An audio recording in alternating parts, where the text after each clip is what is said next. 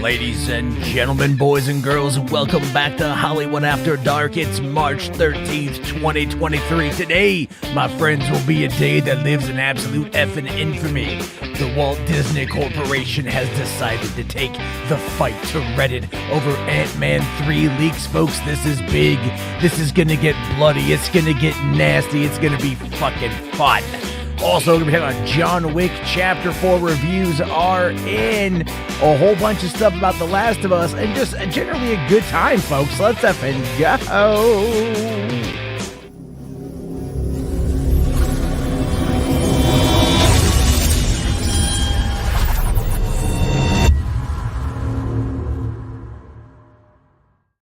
Hey, what's going on, everybody? How you guys doing? Welcome to the party. Welcome to the show. It is another day, another episode of Hollywood After Dark. What a day it has been, man. I mean, I thought last night was pretty crazy. They have the Oscars, you know, and you're like, Brendan Fraser wins, and we're all happy, and everyone's like hugging and crying. Like, Brendan, you did it, Brendan. And then today... Right, then today comes all the op-eds. Well, did Brendan Fraser deserve to win? Yes, but The Whale was just an atrocious, fat-phobic piece of shit movie.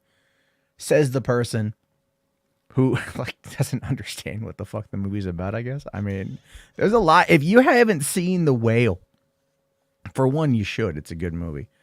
It's an interesting character study. It's a play. It's about human connection, depression, enabling, all sorts of things, familial connection, running from our past, running from our family, running from our problems, not standing up for what we believe to be right in the moment, hiding from our fears, the lies we tell ourselves. It's a very interesting and unique perspective on the human condition and the varying levels of gray that we deal with on a near constant basis. But my God, they put Brendan Fraser in a 600-pound fat suit.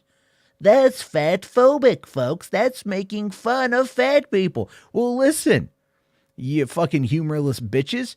I'm a rotund American. I've been a rotund American my whole life. I feel I have the ability now, as a near 41-year-old fat person, to go and to give them the F-word pass. There you go. You can say fat. I'm going to grant you the opportunity. Finally, fatties have something we can give people besides diabetes, bad cholesterol, and unsavory stretch marks. That's what we can finally fucking do. We're going to give them, we're going to give it our all. We're going to give them the F-word pass. There we have it, folks. There you go. That's what it is, man. That's exactly what it is. Jesus Christ. My God, that whole thing is just hysterical to me. You know what I mean? Like, it's just hysterical, the shit. There's also a whole bunch of people today talking about, the everything everywhere all at once. Like, did it deserve to win? Was it overkill? Yada, yada, yada, yada, yada. And I'll tell you guys this again. Haven't seen it. My girlfriend wants to watch it now. She actually asked me today. She goes, hey, who won? Who won last night? What was the big movie of the night? And I was like, oh, it's Everything Everywhere All at Once. It won Best Actor, Best Actress, Best Supporting Actor, Best Supporting Actress. I think like Best Film, like Best Directing. It won everything. And she's like, oh, what's it about? And I'm all like, kind of hard to explain. But she wants to see it now, so we're going to check it out this week. I know it's rated R. Could we watch it around children? That's the question that I have, right? Like, is it just language? Because, we can kind of distract them when that's on.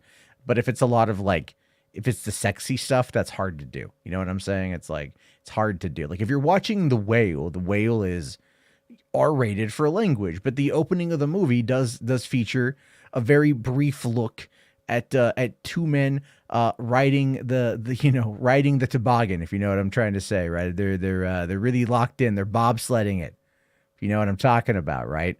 It's a shower scene, and Brendan Fraser's watching it intently, greasy and sweaty and stuff. But you know what? The question if you've seen The Whale in the opening of that movie, I have the same question I had for DSP during that whole debacle a couple of years ago. Where'd the cum go? That's just I think that should just be a question. I should put that on a t-shirt and wear that around. Like if I ever meet Brendan Fraser, I'll just wear a shirt that says, "Where'd the cum go?" And just have like a picture of like him in the fat suit. And then he'd be like, "What does that even mean?" And I'm like, "You were masturbating, your character, in the beginning of the movie. Where did the cum go? Did it just get reabsorbed back into your body? What are we talking about here? Was it reverse osmosis?" These are things, folks, my sick, twisted brain needs to absolutely know. But the thing is, and Garrick, I see you there real quick. I am going to get to this one real quick. We'll definitely talk about that. But I wanted to start off with something that I felt was definitely, definitely a good thing. All right. And we'll definitely get to the whole thing with EVS here in a second. But I wanted to start us, folks, on a nice tender moment. Okay. I wanted to start us on a nice tender moment here. Okay. Mark Hamill actually posted this on Twitter this today. Says, "And now there's not a dry eye in the house," showing Indian short round 1984 to 2023. The two of them are still there. Fortune and glory, kid. That's exactly where we find ourselves. And that's just a great looking image. Because when short round hugs Indy, right, that you could feel it, man. Like you could absolutely feel it. It's such a great, a great moment in these movies, a great moment for this stuff. Yeah. Let's see. Zachary says, "I missed last night's live stream, was busy binge watching 9 seasons of Night Court on season 7 now." That's fine.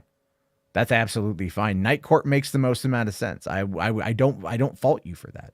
All right. Like I don't fault you for that at all. If you were to ask, like if you're like, "Hey, should I watch you?" If someone were to message me and go, "Should I watch your live stream or should I go watch Night Court?" The answer is obviously Night Court. If anything, just so you have multiple times throughout the evening just to sing the theme song, You can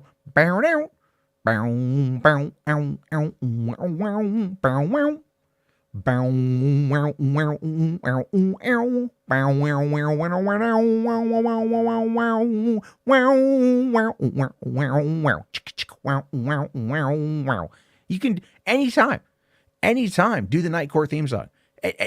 I don't fault you. In fact, I applaud you for seeking out something of actual cultural significance and not the dumb ramblings that come out of my idiotic mouth every single night. But I appreciate you coming back. I appreciate you being here. Testify. Damn straight, man. Jarbo or Night Court, the right answer is anime. No, Taylor, it's not.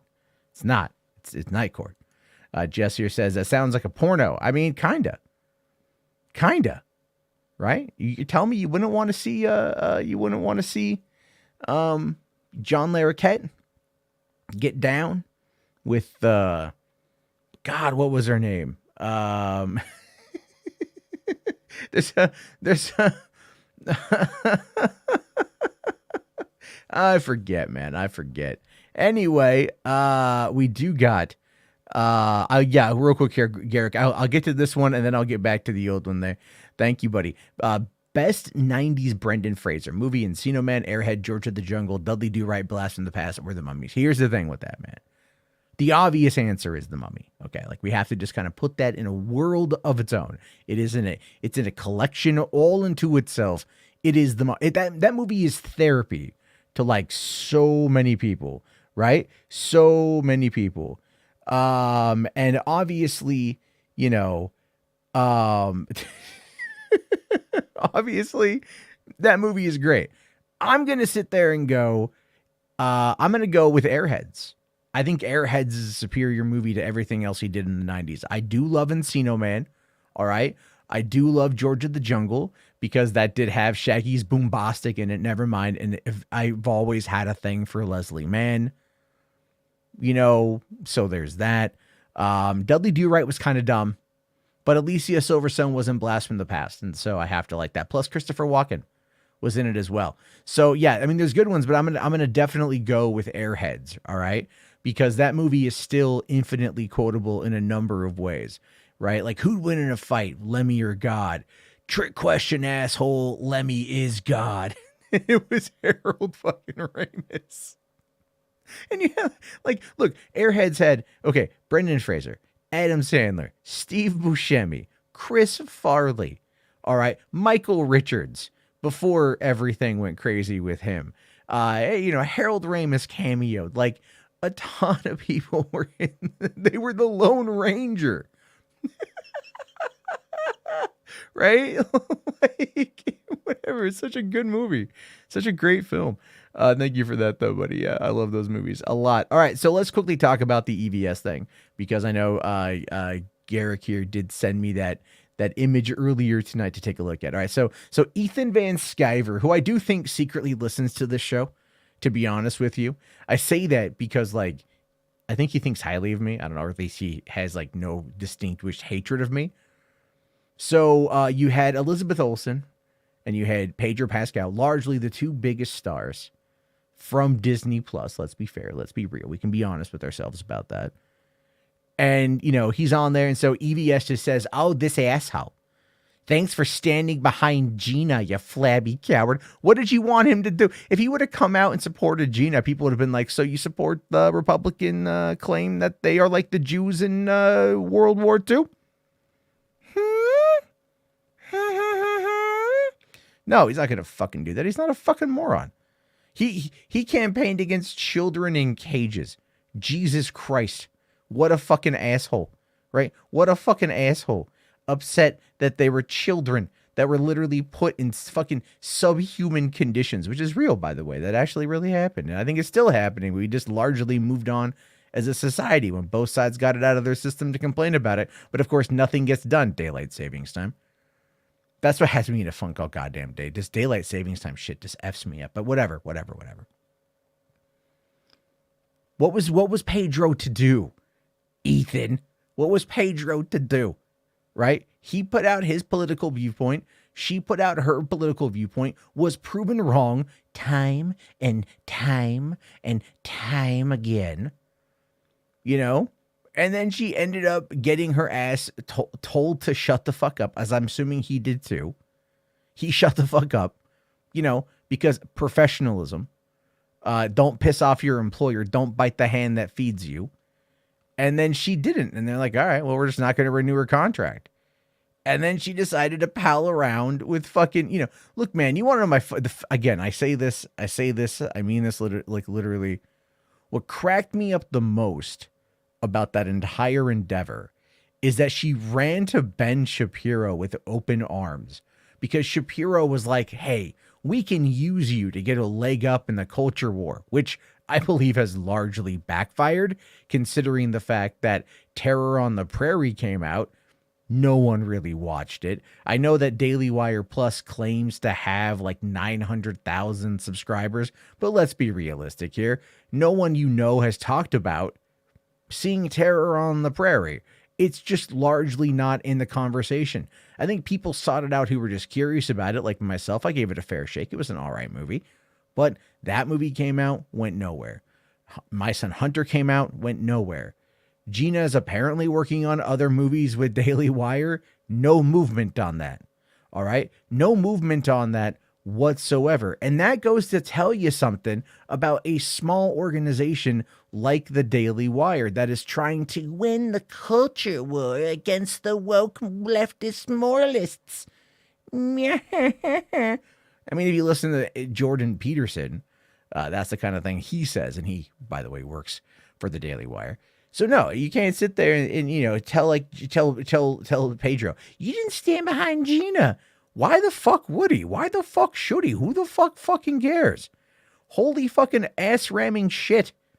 She fucking made her own fucking hypocritical ass bed and then had to fucking lie in it. And believe me, as a person who's done the same goddamn thing, right? Like, you just sometimes got to take it on the fucking chin. You can't expect everyone to stand up for you. And in this particular case, their political ideologies are so vastly different. That doesn't mean that they're not friendly. That doesn't mean that he doesn't care about her. But at the same time, when it's like, hey, shut the fuck up, Gina. The best thing Pedro could have done for Gina Carano, the best thing that anyone could, Carl Weathers could have done, anyone could have done, would have been to call her up on the phone and been like, boop, boop, beep, boop, bop, boop, beep, boop. Hey, yo, Gina, shut the fuck up. What are you doing? Shut the election denial shit? Are you fucking stupid? Fucking mask shit, COVID vaccine shit. You fucking stupid. Fucking stop talking. Stop talking. That's the best thing you got to do. As their friend, telling her to shut the fuck up would have been the best course of fucking thing. All right. Like that would have been that's the best fucking thing that could have happened. Is telling her to shut the fuck up. They didn't tell her that. And so you know what?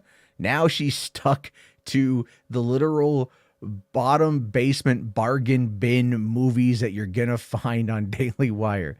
You know, the kind of shit that 5 years down the road, you're going to be sifting through a DVD bin at Walmart going, I wonder what they've got in here. And you're just going to come across a $3, dog-eared copy of fucking Terror on the Prairie and be like, oh yeah, that's what happened to Gina Carano. And you're still not going to buy the fucking movie because it's literally just a Home Alone knockoff that's completely woke by having a female heroine take on a series of a whole gang of trained outlaws, Confederate trained outlaws. That's kind of the whole fucking point. Confederate trained outlaws led by a former general or a high value target of the Confederate Army. That's why they're hunting the guy down and shit, right? A whole bunch of trained outlaws against one Missourian woman who has never fired a gun before, right? And they're like, and everyone supporting her is all like, we're here to defeat the woke left. We're here to defeat the woke left. And then they fucking support this movie, which all things considered checks every single one of those boxes that they hate. And that, my friends, is called hypocrisy, which is one of the reasons why it's really goddamn fucking funny. Right? It's really goddamn fucking funny. So that's where it's at right there. That's my rant about that shit. Thank you, Garrick. But Garrick here did throw down another one. That brings up a question. Best 2000s, Brendan Fraser. We got Bedazzled, Monkey Bone, Mummy Returns, Looney Tunes Back in Action, or Journey to the Center of the Earth. Here's the thing with this particular situation, all right? My point, I would argue that probably the Mummy Returns, because it's the fucking Mummy Returns. It's great. Notice how you didn't put in there 2008's The Mummy, Tomb of the Dragon Emperor, right? Because we don't talk about that one. That one was very good. All right. But I didn't really care for Journey to the Center of the Earth, to be honest with you. Looney Tunes Back in Action was pretty fun, but again, largely you're not watching it for Brendan. Bedazzled was a good movie. I still really enjoyed that. Monkey Bone is just weird. And isn't that from the director of fucking Coraline and The Nightmare Before Christmas, Henry Selick, right? It's just a weird movie. But it feels like it's just a weird little film. If you've not seen Monkey Bone, you need to see Monkey Bone. So I'm going to go with The Mummy Returns, obviously, but I'm throwing Monkey Bone up there pretty high as well. Yes. There we go. All right. Thank you very, very, very much for that one there. Did I miss one? I don't know if I missed one or not. No, I didn't. Okay, cool beans. All right. So, let's see here. Tony asking how much you want to bet that those who defend Gina's post firing have never actually watched Mando. Well, they say that they're not watching Mandalorian now. All right. Like they say that they're not watching Mandalorian now. And obviously, that's going to be a big issue, right? Because, there are people talking about it. Sorry, I don't mean to drink into the microphone. I need to get a straw. But anyway, there are people that are saying, I'm not watching it this season. And, there's others that say, there's no hype for Mandalorian, man. There's no hype for Mandalorian, dude. And I would argue that, a lot of people these days are just maybe kind of silent about shit. Right? Like, Disney didn't really, okay, fucking hell, Jesus Christ. So the marketing companies are the ones who set the tone. Let's be fair. The marketing companies are the ones who set the tone. They're the ones that release all of the information. They're the ones that do all of that stuff. For some reason this time around, Disney didn't really do a lot of that. So I think Disney is to blame for whatever lack of hype that there is, but they also know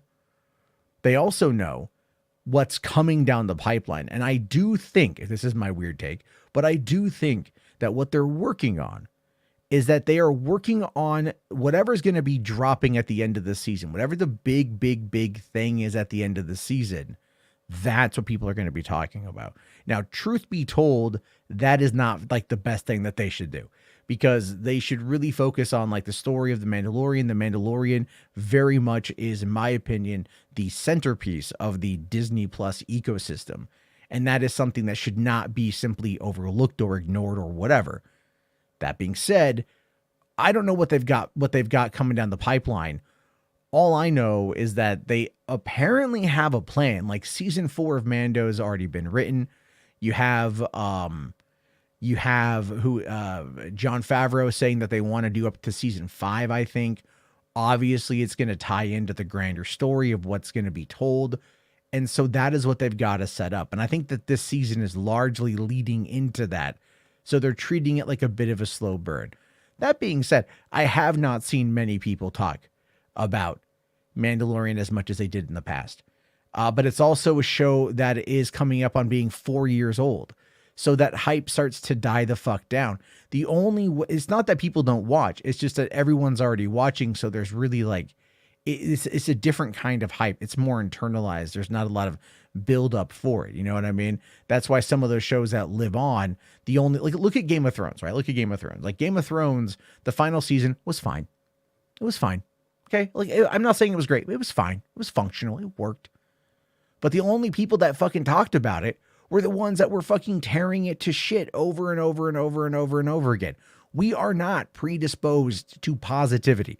We are not predisposed to having those kinds of conversations. We should be. We really should be. But we're just simply not. So that's kind of the whole aspect of it. That's where I'm at with this whole thing on The Mandalorian. I think it's going to be fine, though. All right. Let's dive in. There's a couple things here. James here says, message me when you're done talking about the Oscars. Yeah, I'm already done talking about the Oscars. I just wanted to touch upon that in the beginning. I don't really have anything to talk about with the Oscars. I want to talk more about the Ant-Man shit. So I sent you a link. Come on in. And then Terrence here for a $10, buddy. Thank you so much. It was nice seeing Elizabeth and Pedro together. They both launched the MCU and Star Wars D+. They did. Like I said, man, I feel like Mandalorian is the centerpiece of the Disney Plus ecosystem. Quite frankly, WandaVision in early 2021 really blew it up. I would just brought it to this point that was amazing. So I have to give them a lot of credit for that, and and everything else. And so yes, I'm very excited to see the two of them together. I like both of them as actors quite a bit. I still need to finish The Last of Us. I already know how it ends because I played the game, but I still need to finish it.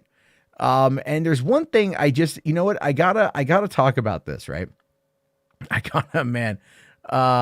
have got to kind of laugh my ass off at this new thing that was sent to me today. All right. So I've talked a fair amount over the years about one Mr. John Francis Campea. Okay. I've talked about John Francis Campea quite a bit. There is a new person that is A-logging John Campea to the point of actually putting out an entire channel called Campea Exposed. And this was sent to me today. And I find this to be really, really, really fascinating because in this, I just want to touch upon this, and I'm bringing this up for a very specific reason. I'm not actually dogging on Campea for this. I'm not. I get it. From a business perspective, I get it. But what I want you guys to listen to with this is John trying to justify like the kind of kicking out a little bit of Robert Meyer Burnett, who is like the one person that people always tell me is like the best addition to that show. So, yeah, not the Campea Exposed. No, it really is. It's crazy. It's crazy. I'm just saying, check this out. Like, check this out. Echo Base Entertainment writes, where's Rob been this week? Miss seeing him on the show, and I hope he's not going anywhere. Rob. Oh my God, that's Echo Base. I didn't realize that was Echo Base.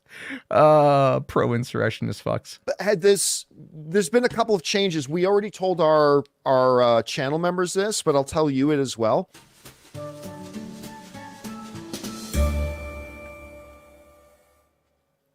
So we are making some changes around the channel because quite frankly, I think things have grown a bit stagnant. I like to change things up every once in a while, but I'll give you kind of the very short version of the full explanation I gave the channel members. The short version is is that when we sat down and did the math, we realized that having Rob or Chris on in the afternoons is really not good for our channel. It costs us, having Rob and Chris on in the afternoons makes us lose money, a lot of money, as a matter of fact, a lot of money. And we don't actually do stuff in the afternoons that, that tracks big viewership numbers or are for our sponsors. Basically, so whenever I'm paying Rob and Chris to be on the afternoons, I'm hemorrhaging money. I'm losing a lot of money all the time by having them on in the afternoons. And so about a month and a half ago, I sat down with the whole staff. We went over the numbers. I explained the whole situation. So we're making some changes in our afternoons because it's just not financially viable for me to have Rob and Chris on in the afternoons anymore. It didn't make sense. So that's why that's there. Again, like I said, I sat down a month and a half ago. I went through every single step with them. I showed the numbers and everybody understood. It's like, I have to make sure the channel stays alive. And if I'm acting financially irresponsible, the channel's not going to stay alive. So made the decision that we're not going to have Rob and Chris on. And I think once in a while, you're still going to see them on in the afternoons. But the reality is our afternoon programming didn't get many views, right? I was still paying like full dollar to make those shows, but the shows in the afternoons weren't doing very well. And that's why it makes a lot more sense for me. Like, so for instance, open mic, it makes a lot more sense for me to do open mic solo than it does to say have Chris or Rob on open mic with me. So yeah, so that's a change. And look, part of the reality too is my business manager reminded me of, it is called the John Campea Show. And I realized that, and I'm not going to go too deep into it here, but I don't want a big full panel thing. And I found that when it's just myself, the flow of the show is a lot better. It just flows a lot better when I have just me. And so that's why you're going to see them on the show in the days, but you're not going to see like me and Rob and Chris very often. I just found the pace of the show doesn't move very well. So I don't want to recreate AMC Movie Talk 3.0. And I've been doing that. Even, I've said for a long time, I don't want to make AMC Movie Talk 3.0, but really over the past year, I've more and more kind of made it AMC Movie Talk 3.0, and I don't want to do that. And it's time for me to reel that back again. So yes, that's why there have been some of the changes, but you're going to see Rob on Monday and Chris on Tuesday and Rob on Wednesday. So yeah, you're still going to see them around. All right. So you have to kind of laugh at that, right? Again, from a business perspective, I get it. I do. I completely understand from a business perspective. The channel ebbs and flows depending on the time of year. So here's how it generally tends to kind of break down year-wise in regards to YouTube monetization for ads, right? So let's just start with January. January coming off of the holiday season, low ad buys. Not a lot going on there. February picks up a little bit around Super Bowl and Valentine's Day. March is the end of the quarter, starts to kind of pick up a little bit towards the back end of March, starts doing a little bit better. April, the first half of April is just a wasteland. There's nothing there because advertisers aren't buying space because everybody is getting ready to file their taxes. So no one's buying anything. However, after April 18th rolls around, when people start mass filing and getting their refunds, then they start pumping in ads for the last 2 weeks of the month because that's where people are going to be spending. May picks up a little bit better. June does marginally okay. July kind of starts to die off. It just does. Midsummer, people aren't watching as many videos or buying as much stuff simply because, again, it's summertime. August starts to do a little bit better. And then you get into September, October, November, December, which is just a steady build up to the holiday season. And that final, quarter of the year generally, or third of the year, is usually where most of us make most of our money on ads because of that. So for right now, if he's scaling it back and getting rid of Chris and getting rid of Rob and having them alternate, it must have been costing him a lot of money because to have them drive out from LA every single day, you have mileage to and from. There's going to be, gas per diems and things like that. You're going to have to pay them hourly as probably as they travel. Having them there for the afternoon show just makes the most amount of sense because you're already paying for their time. They're already there. It's really interesting. But I did see a comment. So Junior Jangles here makes a great point. Campy is lying. He just bought a $50,000 new camper and made $1 million in 2022, says Robert Meyer Burnett. Really? Rob said he made $1 million last year? I mean, based upon all the sponsorships and all the super chats and everything else. Yeah, that makes a lot of sense. That makes an absolute fair amount of sense on that one there. And then he also said that his wife is going to go back and get her doctorate. She's got 2 master's degrees. She wants to become a doctor. And now he's got to figure out a way to pay for that too. I heard him say that as well. So look, I'm not faulting him for the business aspect of it all, for the financial aspect of it. I'm in no way faulting him. I completely get that, right? Even here, looking at his his Social Blade, we can see that the channel does marginally well. Look at the daily numbers here. He had on Thursday of last week 500,000 views. You know, I mean, it might have been between Wednesday and Thursday, whatever, but he averages 222,000 views per day. That's pretty fucking good. That's pretty good. And he probably has a fair amount of retention on that because he doesn't really swear that often. So he's not going to get bogged down by all that kind of stuff. And he's got an audience that's relatively trained to watch his stuff. So we're looking at about that, getting about 6.5 million, a little more, 6.5 million views in the last 30 days. YouTube estimate, or the Social Blade estimate, puts it at about 1,700 to 26,000. I would say, this time of year, you're looking in the middle range of that, right? So making about let's say about probably $13,000 to $17,000 for the month, and of course he's got taxes, and of course he's got to pay, his brother-in-law, and he's got to pay his mortgage on his house and everything else that they've got. So I'm, again, not faulting it on that one there, but I just find it to be really interesting that there is that this whole thing kind of popped up the way that he did.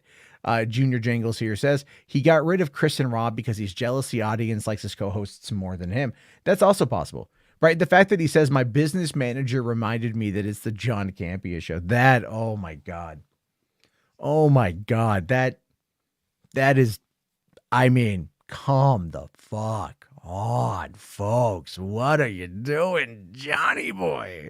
My business manager reminded me that it is the John Campea show, folks. The John Campea show. It's all about me, baby. Like, I'm sorry. I just think it's so fucking funny. Yeah, Shiny here says, why did he have to say that? That'd be like, look, man, people know it's the John Campea show. It's called the John Campea show. It's on all the branding. It's a John Campea, band. Everyone knows what the fuck it is. It'd be like me saying, like, I'm Hollywood After Dark. It's me. Yeah, you all fucking know that it's me. And I bring on people that I like and I want to have conversation with. That's got a fucking part of the goddamn fucking fun. But you guys still know that it's me. It's, oh yeah, Jarbo runs a Hollywood After Dark and whatever. It's not like I need to sit there and go, I am Hollywood After Dark. Shit, motherfucker. Who the fuck are you fucking trying to impress on that one, man? Like, Jesus Christ, dude. He's 51. He just turned 51. So that's all it boiled down to there. Reed asking, can we do that BuzzFeed Unsolved Animatic Bigfoot? Yeah, we'll take a look at that, man. We'll see if it gets I watched a bit of it earlier today. It was pretty good. I just don't know if I'm going to get fucking slammed with copyright because BuzzFeed is hardcore about that. And it does use audio from it. We'll take a look at the end. Am I jealous of King Campea? No, I'm not jealous of King Campea. Look, why would I be jealous of Campea? That's like me saying if I criticize Nerdrotic, I'm jealous of Nerdrotic. I'm not. I just ask myself the obvious question of like, who listens to that shit? You know what I mean? Like, that's really what it boils down to. Dar Scipio here says, Robert Meyer Burnett is a bore straight up. I'll tell you this, man. I'll tell you this. I will give RMB credit for not being a bore if he has the right co-host. All right. And I'll give credit. I was listening. I normally don't, but I was curious. So I was listening to him on Zod Rider's stream a little while back, and they were talking, and he starts talking about like being in like the Star Wars porno. And like, Rob's a dirty motherfucker. He's a dirty motherfucker, and all that shit. And I'm like, all right, I can vibe with that. I can gel with that. Like, I think he muted me or whatever, or he like blocked or unblocked me or whatever on Twitter. So like any message, because I've sent him messages. I've sent him one message. You know, after our little tiff a couple months ago, I did send him a DM. You know, largely kind of extending an olive branch and whatever. And but he's a dirty motherfucker, and I'm a dirty motherfucker. So I mean, I make fucking cum jokes all the goddamn time and shit. Like, that's fucking funny to me. And he can do that too. The problem with Campia is that Campia is the kind of guy that just, you can tell he wants to be the it guy. He wants to be the it dude. And I can respect the hustle, dog. I can respect the fucking hustle. I get it. I want to be the it guy too. It's my fucking show. I am the guy. You know what I mean? Like, you know, so he doesn't want to compete. But it's not like Robert Meyer. Like, Robert Meyer Burnett brings the experience of the industry along with a lot of insight. And you know what? And he plays up to that audience. Because remember, like, you know, Robert's like, I hate, you know, modern Trek until Star Trek Discovery season 3. I fucking, you know, blah, blah, blah, this. But it's like he echoes what a lot of people in the fandom menace believe. So he is like a conduit to that kind of audience, to be fair. You know, to like the fandom menace light, the people who haven't gone full fashy yet. Like, that's who that's the conduit. But you leave John to his own devices and it's just going to be like, oof. You know what I mean? Like, you sometimes it's like I like doing solo shows, but man, I'll tell you, I enjoy having Saggy on. I like having Saggy on because we joke around a lot. We have a lot of fun. We say stupid shit. It's a good time. But I wouldn't sit there ever and just go like, I'm better than Saggy. I don't fucking need her. No, she adds to it. RJ adds to it. Caden adds to it. You know, if James gets his ass on here tonight, James will add to the discussion. That's all I'm saying and shit. Like, you gotta treat the people who come on to your show like they add to the discussion. Chris the Bipolar Jedi. I love having Chris on because there's like enthusiasm, there's excitement, there's conversation. It takes different tones and shit. The problem is when you try to make it all about yourself. And I mean, like, you know, and you're obvious about it. Anyway, that was sent to me today. I woke up to that. I was laughing my ass off about this one here. Let's see. What do I think of Ray Ora and Campy's female co-host? I don't really care much for Ray. It's not that I have anything against the guy personally. All right. It's not that I'm against the guy personally. I just don't think he's interesting. So that's definitely me. Spherical Man asking, did I see the end of Saggy's stream today? She had a poor choice of phrasing. I know she did a stream about cuties. She had said something about, I think her stream was like, I watched cuties, so you don't have to. And I'm just like, you didn't need to watch it. You know, like, I've been curious to check it out.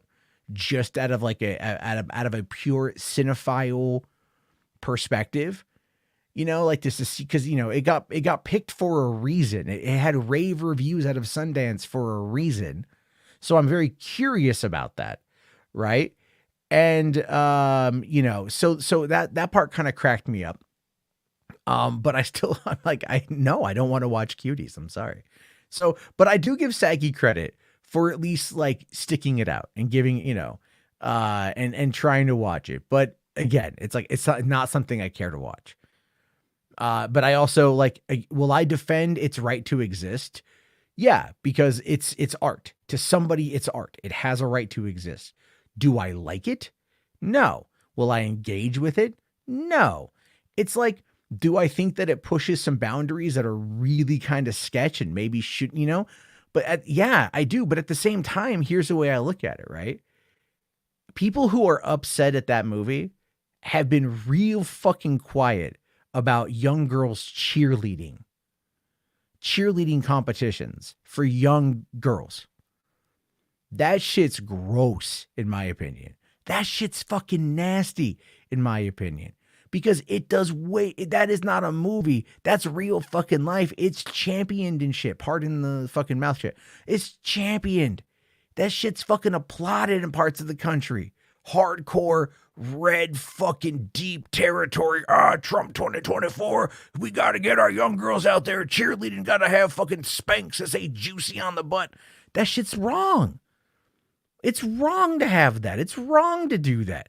Right? But people want to fucking point at a French movie but they overlook the reality of fucking beauty pageants, of the cheerleading, right? Of all the fucking the shit that goes into like trying to beautify and sexualize in those young girls. That's wrong on so many levels. Again, there's a hypocrisy there, and largely it's all fucking performative. Largely it's all fucking performative. You know what I mean? Like, that's what it is. Like, that's what it is. Like, I'm not a fan of any of that shit. Like, I've said this before. Like, at one time I was sitting, I made a joke about it on Twitter. People have tried using it against me, but the context of it, I'm very clear on. I was at the mall. I'm eating lunch, and this gaggle of like, you know, fucking cheerleaders come walking by. They've all got black Spanx, right? And on the butt, it just says juicy. It's black Spanx with white lettering. Our eyes are designed to be attracted to the brightest thing. You're going to notice it whether you want to or not. And all I could do is sit there and like they're with their cheer moms and they're just like, ha ha, ha, let's go shopping.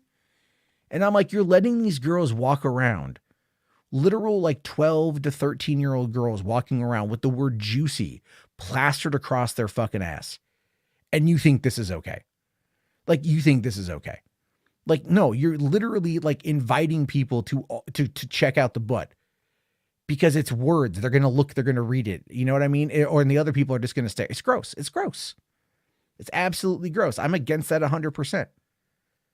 You know what I mean? That shit is worse than, you know, other crap. That's all I'm saying out there. Right.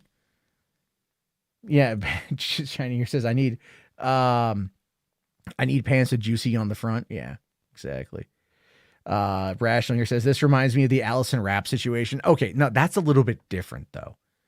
The Allison Rapp situation is she was talking about, okay, so this is old.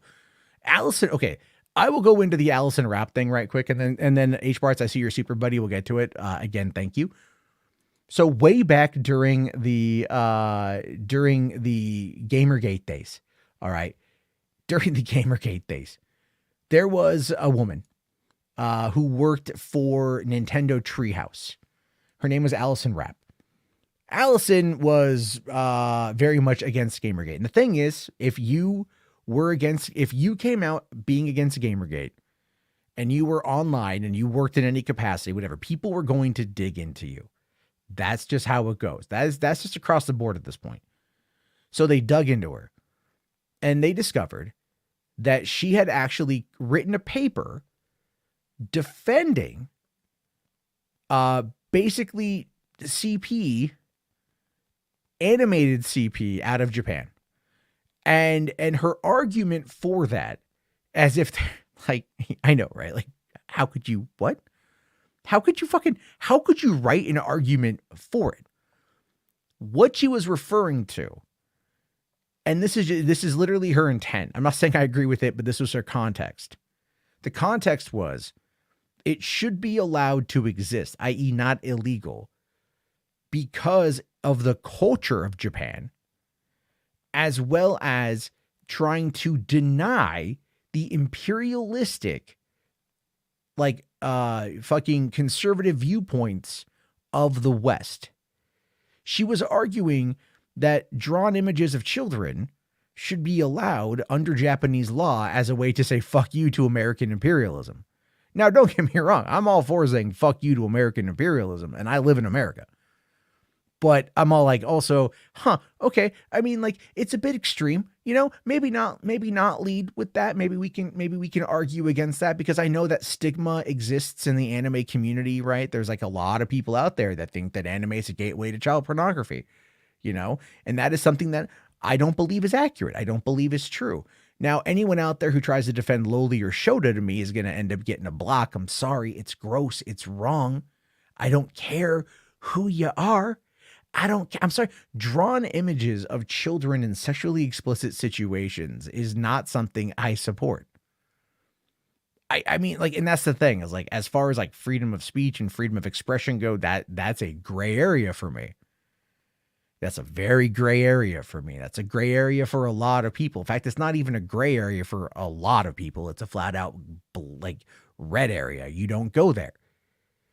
But there are people who want to argue the validity of its existence by claiming it's not real. It's artistic expression. It's freedom of speech. It's freedom of interpretation. It's all of these things. It's art to an extent. And it's like, you know, it's such a fucking bad argument to make, in my mind, at least. And so in the Allison Rapp situation, she ended up having that paper come out. And man, did she get roasted. Oh man, she got roasted hardcore. All right. However, what they found is that she had done a bunch of lewd photography, which again is perfectly fine. She has a lot of tats, a lot of Pokemon tats, right? She works for Nintendo as like a front-facing employee with Nintendo Treehouse. I think she was like their social media person. She's got like, you know, different Pokemon tatted on her body, and she does these lewd photos with that stuff full on display. Not even a problem. Nintendo didn't care about that. Here's what they cared about, and here's ultimately why they fired her. They fired her because in those images she was using, or she was doing, she was holding a Nintendo DS. So she was advertising Nintendo products, the company of which she represents as a front-facing employee, in lewd conduct and lewd photographs that were ultimately deemed to be, you know, this is why you're going to get let go. But then it goes even a step further. People dug into it a bit further, and they discovered that Allison Rapp and her husband both were on escort websites. So you could, if you wanted to, you could be in the Seattle area and you could pay for an encounter with her, apparently. Now, I haven't seen what's happened to her in, God, 6-7 years now. I can't even tell you. I don't even know. But like, and I haven't thought about it till Rational brought that up. But yeah, it's like, that's the story. That story is wild when you think about it. Like, because this is like, again, it's like, this is what happens when like you say stupid shit on the internet. People are going to find, they're going to dig into it. And I've had it happen to me. I've said stupid shit. I've done stupid things. I've been called out. People fucking take things I've said. They twist them. They warp them. They do whatever they can. But when it comes to that kind of stuff, that shit was like fucking like, it was no denying that it was, you know, that's what was going on. It was crazy. It was crazy. Did she get fired departing a flight? No, that was, you're thinking of Justine Sacco, I think, who had made the comment on Twitter. She was traveling from Heathrow, I think, to like Johannesburg. And she was like, on my way to Africa, LOL, hope I don't get AIDS or something. And BuzzFeed found it, or no, it wasn't BuzzFeed. It was Gawker found it.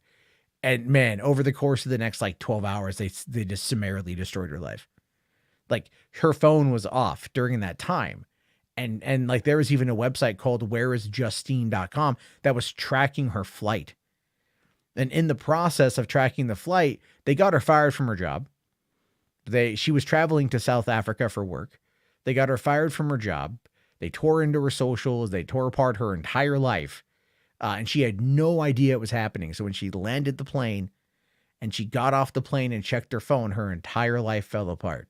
And even one guy in Johannesburg traveled to the airport and waited outside the terminal just to get a look at her at the moment when her whole life came crashing down because of a fucking stupid joke on Twitter.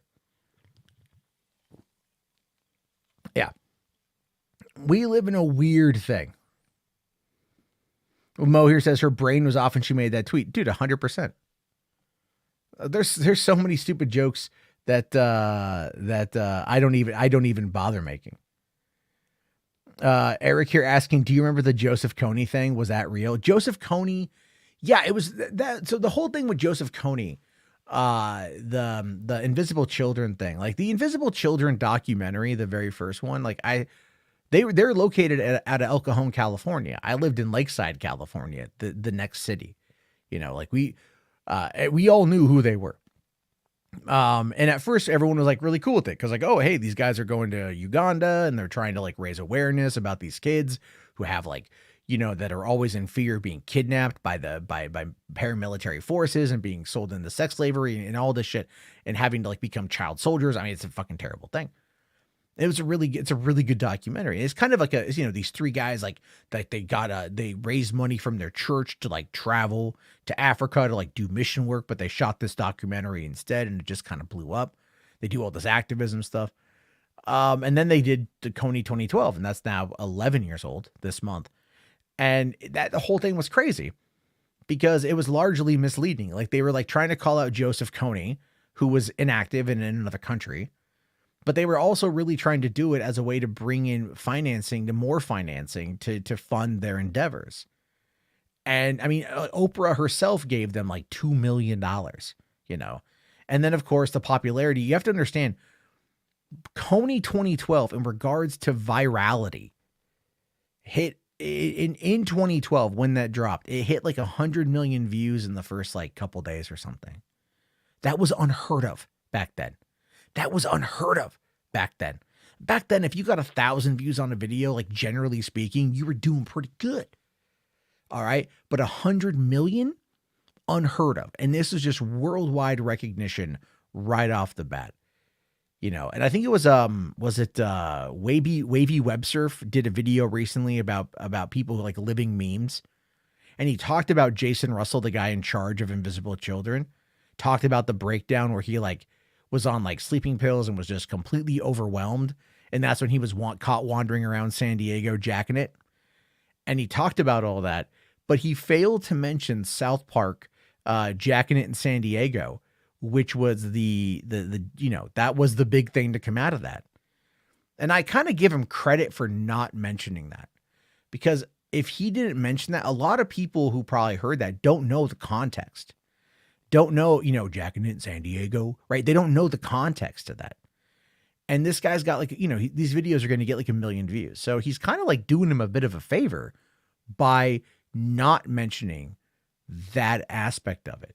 But I think also from just like a journalistic perspective, if you're going to go in and dive into some guy's downfall that was captured on video, sold to TMZ, and just cause his entire organization to crumble, at this point, if you're talking about it, you might as well mention South Park decided to chime in on it and poke a little bit of fun at it as well. But he didn't. I thought that was kind of fascinating. He never jacked it. No, but he was naked. He was naked. I was in San Diego. No. I was still in LA when that happened. Eric asking, was Coney 2012 the biggest viral thing of all time? Wasn't the biggest viral thing of all time, but it was definitely at the time. At the time, he was doing that. Yeah, no, I know he was like the jacking it in San Diego thing is just like more of the joke. But he wasn't just walking around nude. He was yelling and like pounding the ground and like whatever. And, like he was making a lot of erratic behavior and stuff. So let's see. Hold on. I watched a documentary on Netflix about the homeless vibe guy. I don't know which one that is. All right. So I want to make sure I got it here because I know HBart's dropped it. I just want to make sure that I catch up to this. Thank you, buddy. HBart's here. I got to talk to you about the Waxworks thing. I have to delay by a couple days just because my kids got sick. But we'll talk about that later. Got around to watching last night's stream and saw the Rock part. Dude look worn down and old. Also, congrats to RJ for coming out of retirement for the 10th time. Yeah, the Rock. Discussing film picked up that Rock comment this morning, and it was just like, people are like defending him and shit. And I was like, that's stupid, man. That's fucking stupid. There's no point. There's no point to defending that. It is what it is there. I think what I think is really fascinating about the situation with The Rock from last night was just like, I kind of feel like the guy from Variety was a bit of a dick asking him that question. And I've been very critical of Dwayne, but I do think that was kind of a dickish thing to say. But then also like when he's talking about the media taking their shots, the media is taking their shots at like, not so much necessarily at the movie. They're taking their shots at him. Now, remember, there was articles, there are a couple op-eds that came out that were talking about how Dwayne's ego is killing his career.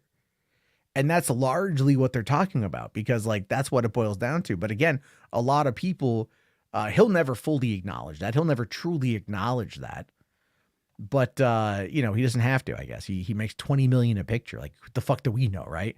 We're just idiots on our computers or our microphones going like, there's something maybe up with that Dwayne guy. And he's like, I'm getting 20 mil a picture. Y'all can pound fucking sand, nerds. Which is kind of where we are. So, anyway, let's also, yeah, RJ is like coming back and doing matinee madness. Yes, good for RJ to do matinee madness. What did he talk about today? Did he cover the Little Mermaid thing? Right? I think he sent me like or it was maybe the Marvel thing. I'm not too sure. There's definitely a lot of stuff that's gone on with that. But let's dive into real quick. One thing I want to talk about, because this actually just dropped tonight, is the John Wick Chapter 4 reviews. Not even like early reactions. We're talking full on reviews of what's going on there. And that's interesting. Real quick though, HWAD, because I like this comment. How long before Hollywood stops paying him big money? When he stops making money. The thing is, they pay him the money because he can show that he does bring in enough of the receipts to be able to warrant the cash, right? Also, a lot of what it does, I think his money is also tied into a production deal, where like that money is money that goes like it's his producer fee and his starring fee. So I think there's a lot of kind of like overlap in what that is. But yeah, it's, again, I don't want Dwayne "The Rock" Johnson to not work. Get that fucking money, son. I just want better movies. That's all I want. Well, was there a member chat that I missed? I'm sorry, guys. You got to let me know this stuff, which you did, apparently. Let me just scroll through and find it right quick, because I just want to make sure that I can see it. Okay, Mo Moon, IMAX member for 18 months. Thank you so much, Mo, for being a solid member. Appreciate that, buddy. Says, "Sup, fellow nerds. Thank you, buddy. Thank you so much. All right. Let's see. I'm sorry. So, Eric here. Dwayne Johnson has become the GOAT of wrestling. Wrestling's not real. I just have to reiterate that fact. It's not real. Like, he's a persona. He's a persona. That's what he is. He's a persona. Yes, he's an athlete. Make no mistake. He does physical work, but he's a stunt performer at heart. In wrestling, you are a stunt performer, and that's what it is. It's definitely an athlete. I'm not diminishing it, but to say he's like the GOAT of wrestling, it's not real. It's still manufactured. It's still performative. So I just again, it's the kayfabe. It's the kayfabe of it all. That's just me. All right. Was there another one, Willie? Another member chat? Let me just, okay. Sometimes, let me just like watch catch up here. Okay. Let's see here. Real isn't the right word for it. The outcome is predetermined that they do get hurt. I'm not saying they don't get hurt. I'm just saying it's like, it's not real. Like it's just, Spherical Man says Chris Jericho is the GOAT. Sure. I don't know. I don't care. I mean, look, you guys are like, I'm not a big wrestling fan. You guys can enjoy it all you want, 100%. So, all right, let's talk about this here. Neither are movies, it's all fiction. Exactly. Most of our existence is not really based in reality, if you think about it. I was playing The Outer Worlds earlier today. Totally not in space. All right. Anyway, John Wick Chapter 4. Look at this here. 2 hour, 49 minute runtime. My God, that is a long runtime. 2 hours and 49 minutes. Holy shit. That's running into some MCU levels of runtime right there. But what are the critics saying? We got a 90%er on 20 reviews. Let's see what they say. Also, 90% on 20. Who's going to give it a bad review? I think it's Grace Randolph. I think it is. Okay. So let's take a look here. We've got Karen James says, "You're running at 2 hours and 49 minutes. It is bigger than the previous films in every way. Not better or worse, just more." I mean, that's okay. Nick here says, "Designed as a culmination as much as a continuation. It may not be consistent enough to rank as a franchise's finest, but when it gets going, it cooks with gas." All right. Lee Greenblatt from Entertainment Weekly says, how does nearly 3 hours of wham bam noise and nonsense, unmitigated by any meaningful plot, work as well as it does? Yes, that's about what you expect from Entertainment Weekly. Frank Scheck from Hollywood Reporter says, as the title says, yeah. Owen Gleiberman from Variety says, Chapter 4 feels like the first John Wick movie that wants to be a Clint Eastwood spaghetti western. It's like Sergio Leone crossed with John Woo as seen in Times Square.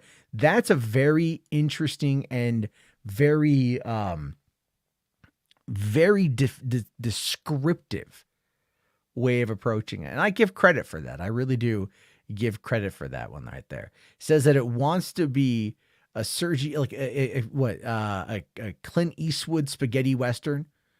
It's Sergio Leone crossed with John Woo. I mean, fuck, dude, that's actually sexy. That's actually sexy. I don't give a shit what anyone says. That shit was sexy. Who the fuck says the Batman was boring? Gary, come on. Jerry, come on. Come on. Come on. Fucking Batman was boring. Batman wasn't boring. That's a bad take, man. Right? Anthony here says, I miss when movies were just 2 hours. I don't. I don't mind a movie that's long and good, man. I don't know. If it's good, it's good. Like, let it be good. You know, not everything needs to be 30 seconds. Right? I mean, like, you know, not everything needs to be the first time you had sex. Just saying. But no, I mean, not every movie has to be 3 hours. It has to tell the story it wants to tell. It has to. It's like Endgame. Yeah, Reed here says Endgame was 3 hours and 56 seconds. No issue. Avatar, The Way of Water, 3 hours and 12 minutes. Fucking love that movie. So good. Can't wait to watch it again on home video very soon. You know, Mo says long and good. That's what Saggy said. About who and what? I don't know. She's not. Endgame was horrendous. Shut the. Whatever, dude. You no.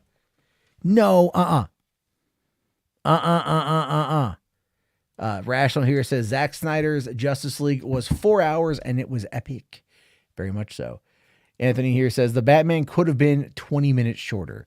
Could have also been 4 hours longer, and I would have liked that. Eric here says Return of the King is over 4 hours for the director's cut. But even the freaking theatrical was long as shit. Endgame could have been 30 short. No, it couldn't. Endgame needed to be longer, man. You know, not everything. No, you guys, here's the thing with that. It's like saying Batman v Superman needed to be 30 minutes shorter. What do you cut? What do you cut from that movie to make it 30 minutes shorter and maintain the integrity of the story? What do you mean Endgame was a mess from start to finish? What are you talking about? Glorified clip show. And what are you guys? You guys are trolling. You guys are straight up trolling. What are you talking about? Ibrahim here says Endgame was horrible, been consistent on that since I first watched it. Whatever, you guys. Yeah, Asian Josh the trolls. Avatar could have been an hour shorter and I'd be good. Nah. You guys are just trolling hardcore. What's my favorite long song? Songs longer than 6 minutes. Yours is Kashmir by Led Zeppelin. I'm going to go with mine is probably Albuquerque by Weird Al. It's 11 minutes of godliness. Also, Trapped in the Drive-Thru by Weird Al is amazing. So I'm going to go with those. So, yeah. The time travel stuff was the weakest part. The time travel stuff allowed us to go back. Like, the time travel stuff was back. That's okay. Do you think Back to the Future Part 2 is the weakest part of the franchise? That's an honest question. Because Endgame was literally Back to the Future Part 2. So so much so they referenced it like a couple times. But it was basically Back to the Future Part 2. The movie was the most comic book thing they could have done. You know what? I'm probably going to get destroyed by bringing James. James, what did you think of Avengers Endgame? I thought it was great. Thank you. See? James thought it was great. What's it? Why? We're talking about movies in their length. Like John Wick Chapter 4 is coming out pretty soon, and it's got a runtime of 2 hours and 49 minutes. Yeah. I mean, and you look at It all depends how the pacing is, and I mean, look at RRR. Like, I remember watching that, and I was 2 hours in. I was like, I hope this movie never ends. And I checked, and I still had an hour to go. I was like, hell yeah, that's great. Yeah. I wanted more. I haven't seen it. I've seen clips. It looks amazing. The cinematography have a movie that's 3 hours long, and it all depends. The game was pretty engaging. So I mean, there were some stale parts in there, but it's a Marvel movie, so there's going to be like a little slower. But they kind of like tightened that up as much as they could, I think. Yeah, I mean, I've kind of gotten to the point now where this is going to sound so weird. I've gotten to the point now where those little moments, those like what people would deem as like largely stale, I find so much value in those moments. Those character moments, especially on a rewatch. Yeah, it's like that's the thing. Is like I did not like Cocaine Bear, and I need to watch it again when it comes out. I'll sit down, I'll watch it, and I'll hope that it's a better movie, because I might have just not been in the right place, the right frame of mind when I saw it. So, because like when I saw it, we got almost immediately right off the bat, the energy level in my theater went to shit. Yeah. Because these like 3 teenagers walked in, and they started like talking loudly, and like they were on their phones or taking flash photography. So I immediately go into like theater manager mode, but I don't work at this theater, so I can't do shit. So I give them a couple minutes as maybe they got to settle down, maybe they got to wait for their meds to kick in. I don't fucking know. But then it's like, I wait, they still do it. Now they're dropping N-bombs hard R. They're not black. Right. And it's like, okay, now we're getting, people are getting a little bit restless. People are getting a little bit crazy. So I go out and I find a manager and I tell him, but the thing is like, they guaranteed they would have seen me go and do it. But these guys also saw where I parked my car because they were harassing the guys parked immediately next to me. And I wear a Fallout hoodie. So it's pretty identifiable hoodie. I like how we go from, hey, what'd you think of Endgame to this whole story? It's a story. It's a story. I have a ton of stories, but it's a story. And so I was kind of paranoid throughout the movie. Like, are they going to go fuck with my car? Maybe that might have done it. Maybe that might have been like, I was kind of I was focused on the movie. But like, if they did anything, I would kind of shift over. You know what I mean? Yeah. Right. I kind of like pay attention and whatnot. So maybe that's kind of what it is. But I did read other reviews of Cocaine Bear that echoed what I had thought about it. And so, but then other people are going like, it's like the funniest goddamn movie ever. What are you smoking? And I'm like, I don't know. I don't know. So I gotta watch it again. I had no interest in it, even when I saw the trailer. I'm like, this is not going to be good. But it's and usually I don't judge on trailers, but it just wasn't in my wheelhouse, I think. So, but here's the thing with that though: the movie is not like the trailer. I'm not a big horror guy though, unless it's like suspense or thriller. I mean, like it's kind of like paint by numbers on the horror stuff, right? Like, oh hey, look, new character, they're gonna die. That's basically about it. But the kills are okay. This is here for 2. Thank you, but he says at least it wasn't Batman and Robin. I think referring like that profile picture. It's so bad. The Power Glove. It's the Power Glove, right? It's the Power Glove. Yep. Good old Power Glove. Yeah, and look, I can't really defend Batman and Robin. I mean, like, it's a good movie to laugh at. But I don't like to. I don't like to just laugh at movies. I know that sounds weird. I just don't like to laugh at them. Like to laugh at people, but not at movies. Yeah. I care about movies. I'm the opposite. Like I can, people. I can laugh at a studio travesty, but I'd rather not laugh. I was watching Red Letter Media, which I normally don't do. But I went over to their channel today to look at something. And looking at their reviews or whatever. And they did one for Kids in the Hall Brain Candy. And I'm like, all right, I'll give this a watch. Because I haven't seen Kids in the Hall Brain Candy in a very long time. Mm-hmm. And I know you were telling me I need to check out Kids in the Hall on Amazon. Yeah, but not Brain Candy, though. But I mean, like, it's I could probably defend that movie. It has. Well, do you know this? Do you know the behind the scenes about it? I know that Dave Foley didn't want to do it. Oh, there's a whole bunch about the producers, like everything, the writer, like it just, yeah, they didn't want it. They all didn't really want to do it. Yeah, but then Lorne Michaels went to Paramount and got him to greenlight it.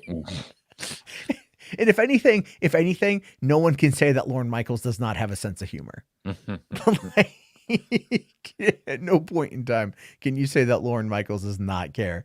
Because I think he probably did that as kind of maybe a fuck you to them. Like he's like, yeah, he knows what he's doing.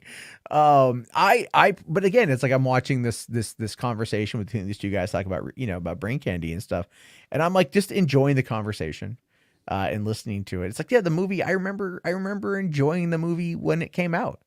I rented it because I wasn't old enough to go see it in theaters yet, so I rented it and just I still every once in a while just quote Mark McKinney. It's made from monkey cum, like it's just like that's like the one line of the movie that like always stuck with me. Did you watch the new season of Kids in the Hall on Amazon? No, I haven't. I need to. Oh man, you have to. It's so good. Yeah, no, but on the review they showed some clips from the new stuff and how they basically kind of like continued Brain Candy a little bit in the new season, or like referenced it a bit.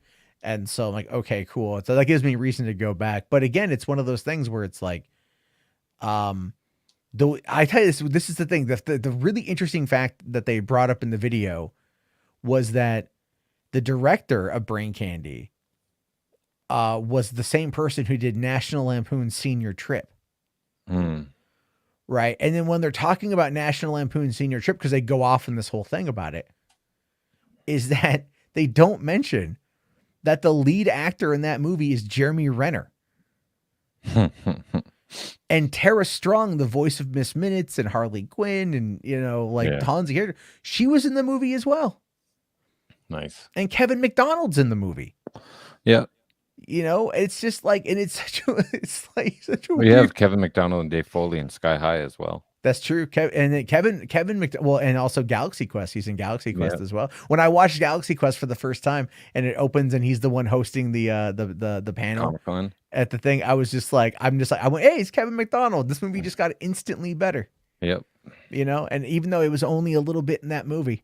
So you should watch the new season of Kids in the Hall, because they just take what they were doing and it's so much like there's so much more wisdom added to it, and they just turn everything on its head, but they make such really good points and you'll laugh a lot. Yeah. I guarantee that I will. Yeah. Yeah. I've been, it's so weird. You are Canadian and I'm only like half Canadian because of my mother. And I feel like I'm not to acknowledge that. So that's the thing I don't understand. Is like, why not embrace me as one of your countrymen? I just want to come home, James. I just want to come home. Nope, you've gone too far to the dark side, man. Well, I don't want to move to like Quebec or anything. Jesus, dude. I just want to like live in Vancouver and like hang out on like the sets of like Warner Brothers shows that are going to get canceled after one season. Yeah. Well, no, because like every time, like it's so weird. I don't know why. Like every time I start going like looking into like Canadian comedy, I'm just drawn to it. Like I'm very drawn to it in many ways, and I feel like I don't know if it's just like if that's like what I grew. Cause I grew up watching like the Red Green Show and things like that. It's because it's good. It is good. No, it is really good, and it's just like Canadians are just largely like I just like Canada. Like. Stop scaring me, Matt. My girlfriend and I have talked. My girlfriend, no, because apparently I can apply for citizenship because my mother was born there. I'll start a petition. Yeah, you know what he's? Have you ever seen him with a puppet? He says. Hey, if H-Barts does sponsor an Eternal stream, can we do Inhumans first, and I'll be on it with you. You want to do the full 7 episodes? I don't. No, I could the first. The first 2. The first one, two. Whatever. Like, because me and Plum did a video essay on it on Small Screen channel. Go subscribe to Small Screen. And when Eternals was coming out, and we had never seen it, and so we watched it, and it's just blown away. So yeah, I'd love to do that. And then there's that indie film that I sent you. Did you watch the trailer to that? No, I haven't done that Oh yet. man. Well, we'll bring it up. I'll bring it up real quick because I wasn't trying to ignore you or nothing Yeah, like I that. I know. just the Bring it. kids. Yeah, bring it up now because like All right, yeah, yeah, I got we the should do something about it. secret seam. Yeah. Who names this shit? Jesus, it's terrible. Like try saying that like 5 times fast. Right. It just doesn't work. All right, hold on here. Yeah, I know. HWAD's like we'll do an Eternal stream. All right, I'll hold off on watching it. How about that? I just whenever you want to do it. Hans here says I like to watch Lord of the Rings when I'm high. I kind of get that. I was watching Lord of the Rings last night with my girlfriend wanted to watch it. We were watching the first like 40 minutes of it.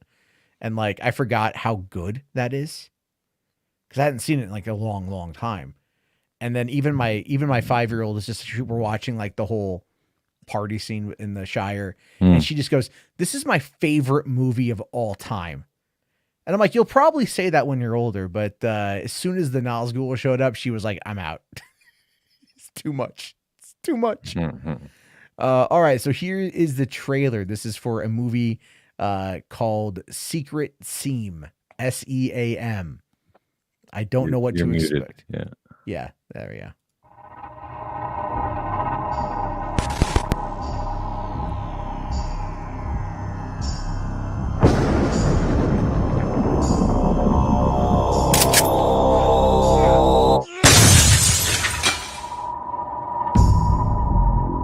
A local man suspected of a double homicide was brought in for questioning after police discovered the grisly aftermath of a deadly shooting at his parents' residence.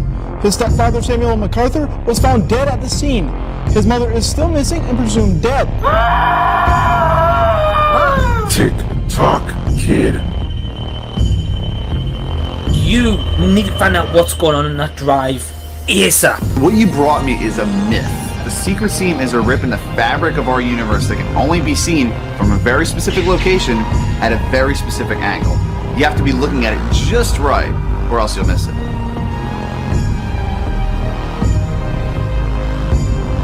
I'm sorry.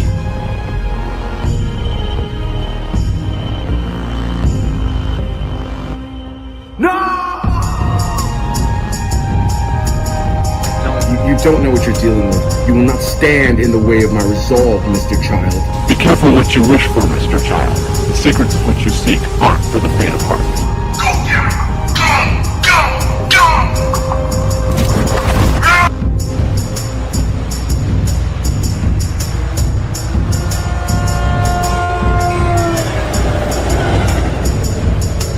get him! Good? Not even close, you mean, yeah?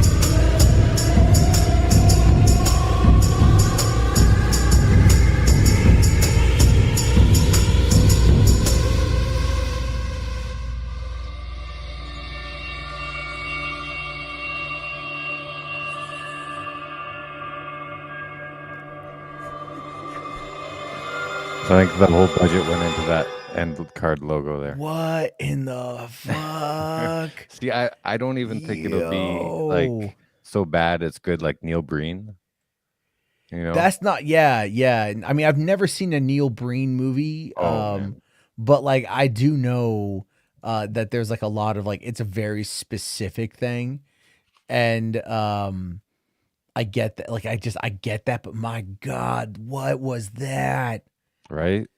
Just I want to see it. Like I just when is it coming out? It's out now on digital somewhere. Is it? You can watch it. Oh, it's on Tubi. It's on Tubi. Yeah. Nice. I think we'll have to do like a watch party. Or like we'll watch it on StreamYard or something together and then figure out it's just yeah. I saw that and like wow, like they actually released it. I mean like, even like the flag at the start, like the guy's audio was peaking. I was like, why would you not ADR record or whatever? Is this still supposed to be like is it supposed to be horribly bad or what? And most of it's shot like on webcam, it looks like. Yeah, it looks to me like it's trying to be like searching, right? Or it's like it's or you know, something along those lines, right? Do you know that movie Searching? John Cho. came out 2018. Like Yeah. or The Missing just came out and uses the same concepts. So I found it on Tubi. This is it. It's here. The whole movie's here. And this is just the very first thing you see. I'm not going to play anything more than this, but like the following footage is comprised of screen recordings, security and traffic cam footage, as well as video shot on personal mobile phones retrieved in the incident for authorized use only. Did he watch In Search Of and just get to the beginning where it's like this was found in a backpack near the San Diego, Mexico border? But you can totally tell like the green screen against everything. It's just, Yeah. But look, I mean, like, okay, this is the thing. If this is on fucking Tubi, I gotta try to get In Search Of on there. I gotta figure out a way to get them to run that movie. Your film? My film, yeah. Yeah, that's when I saw the Secret Scene, terrible I'm like, movie. they put this out, man. Like, Yeah, but I mean, like, Joe's just gonna put his film out. I know, right? Like, totally, I could totally do that. That's the thing, though. With like, so here's just look at the fucking. You gotta love it. So there's been a rip in the literal rip in the fabric of the universe. Some are willing to kill to find it, and the map to its location has just been discovered. Like, I mean, it's kind of an interesting concept of using like traffic cam footage and webcam footage and things like that. Like, you know, it's almost like it's almost like watching a YouTuber essay on a subject, right? Like, and like those are always kind of really interesting in the way that they're done. And honestly, like there's an idea I've been kicking around now for, I don't know, like 10 years that I would be very similarly done like this. It would be very much like the Screen Life kind of stuff. But using a very specific reason for it. But this is just like the guy with like the fucking black eyes. It's just his audio was so terrible. And just like they're on a bus. They're using green screen on the bus. You see him in the parking lot. Yeah. The guy's like, he's green screened at the park. Like, oh my god, who's the distributor?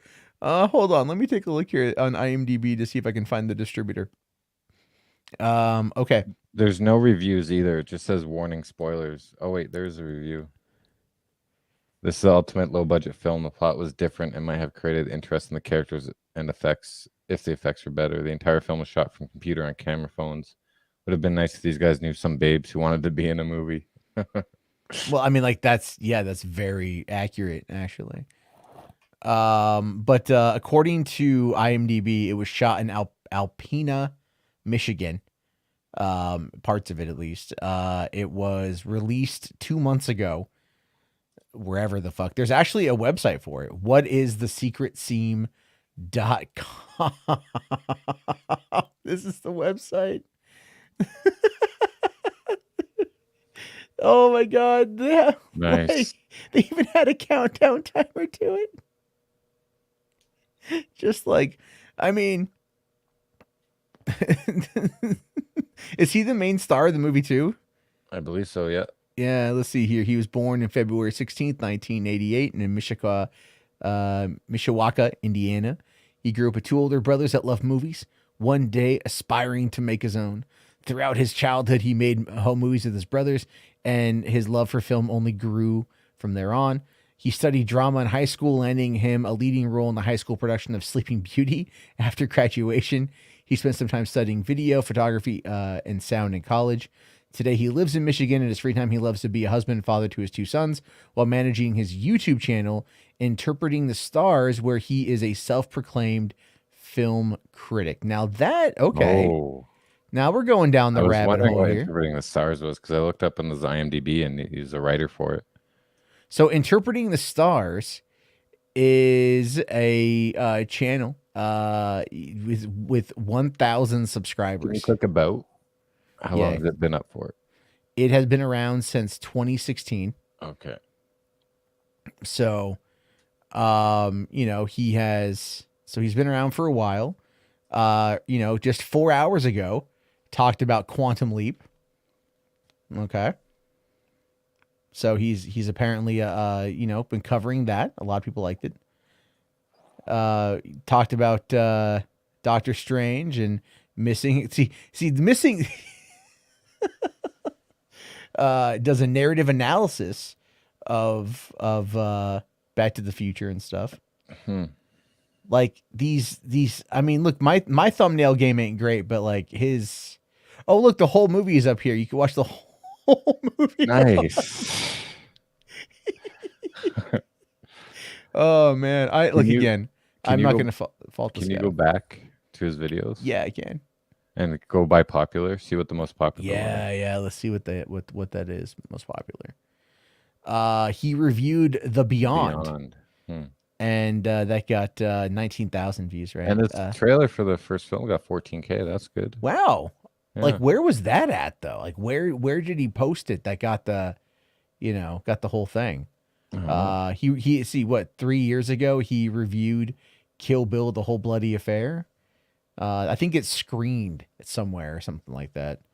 Yeah, it's interesting. I want to know the story behind Secret. I think I'm gonna reach out to this guy to find out the behind the scenes stuff. Like, he probably just made it on low budget and just said, "Hell, I'm just gonna make a movie," and he probably just did it. You know, he released it for free on YouTube, and it's on Tubi. So, like, yeah, I bet it's pretty interesting. To be I honest. mean, look. The thing is that trailer looked good. No, I'll be fair. No. But that being said, I am in no way going to fault this guy. Yeah, like exactly. he did it. You have to give credit there. Yeah. So, that's kind of the best part. So, hey, yeah, we'll have to check this movie out. If it's free to watch, it's free to watch. And we'll have to do that one night. Oh man. Ooh, that's going to be if you go, look, here's the thing, like go support this guy. Go check out his Interpreting the Stars. Here, I'll post the link in the chat if you guys want to go check it out. All right. Just to do that. All right. This is, I don't know why you're spamming. So check it out right there. It's all good. And then also I subscribed. Yeah, good job. You know what? Here, I'll do the same. There we go. Subscribe. We'll give this guy a bit of a boost. HWAD Squad raid, motherfucker. So yeah, thanks for bringing that to my attention. That sounds great. All right, we'll have to figure out a time to do that. Coming up here soon. H Parts for 2. Thank you. Says, do you think Ash will cameo in Evil Dead Rise? No, I don't. He said no. He said wasn't going to. It was completely separate, apparently. But Sam Raimi had said he wants Ash to do evil. He wants Bruce Campbell to do more Evil Dead. So I think that's a. I'll talk about that probably more tomorrow because, everything else going on today. But there's definitely a lot of stuff there. Hold on here. The cool guy says Tubi deserves to go out of business. Hell no, dude. Are you kidding me? Like, I was looking around on there, dude. I was looking on there today, and they've got fucking The People Under the Stairs on there. Like just shit like that, man. Like they got a ton of bad movies too. They got Dance Moms on here right now. They got the Incredible Hulk, the original 80s show. You can watch Babylon 5 if you want. Yeah, they have a lot of really good Hong Kong action films on it too. Yeah, I was really wanting to check out the whole Police Story saga. Yeah. Because yesterday I was at the store. I talked about this last night a little bit, but I was at the store yesterday and they have like a little carousel of snacks and there's DVDs and stuff around there. And they have a bunch of Blu-rays. So I'm looking through their Blu-rays and, I'm finding like the Steel Book of the Hangover for $5. You know, and like a bunch of movies, other films like, oh, I kind of want to buy this. I kind of want to get this. And then one of them was Jackie Chan's First Strike, which is like, nice. but it's the American it's the New Line release of Jackie Chan's First Strike. The dubbed one? The dubbed one, yeah. And I'm like, the other day I was trying to go online and see if I could find First Strike, the original release of First Strike anywhere. I went down some weird rabbit holes. Dude, it's so hard to find. To some I weird just websites. went through that like 4 months ago. It's so hard to find. So yeah, and that's the whole thing is like but I did come across Police Story 1, 2, and 3. Yeah. What I believe are the traditional, but then I have no fucking idea if these things are like these things are the actual copies or not. You know what I mean? Yeah. Like, but I found a lot of them. Archive.org has a ton of movies. Yep. Yep. Like if you go on there, you can find a lot of stuff. That's actually how I found The Frighteners to watch last week. Nice. I There's came across it on there. there's an app called HIYAH, HI-YAH, and it's just strictly for martial arts films from China. Okay. And they have the original language with subtitles, and it's like $5 a month or something. So That's not actually, TiVo told me about it last year, and then like I've been subscribed ever since. So That's the thing I enjoyed about the El Rey network. yeah. That they did a lot of that on there. We never got that in Canada. Oh, really? Yeah. That sucks. So I think it's gone now. I mean, maybe it is. It's done. I know it's like they were doing the From Dusk Till Dawn series, and then he was trying to build it up. Rodriguez doing that and everything, and then I don't even know. Well, we got here. Hold on. Mo here says, "Where was his praise for Moonfall?" Come on, Jerba. There's a difference. Okay, look. Look. I enjoy Roland Emmerich disaster porn movies. I've been open about this. I think they're fun, but they're largely stupid. They're largely dumb.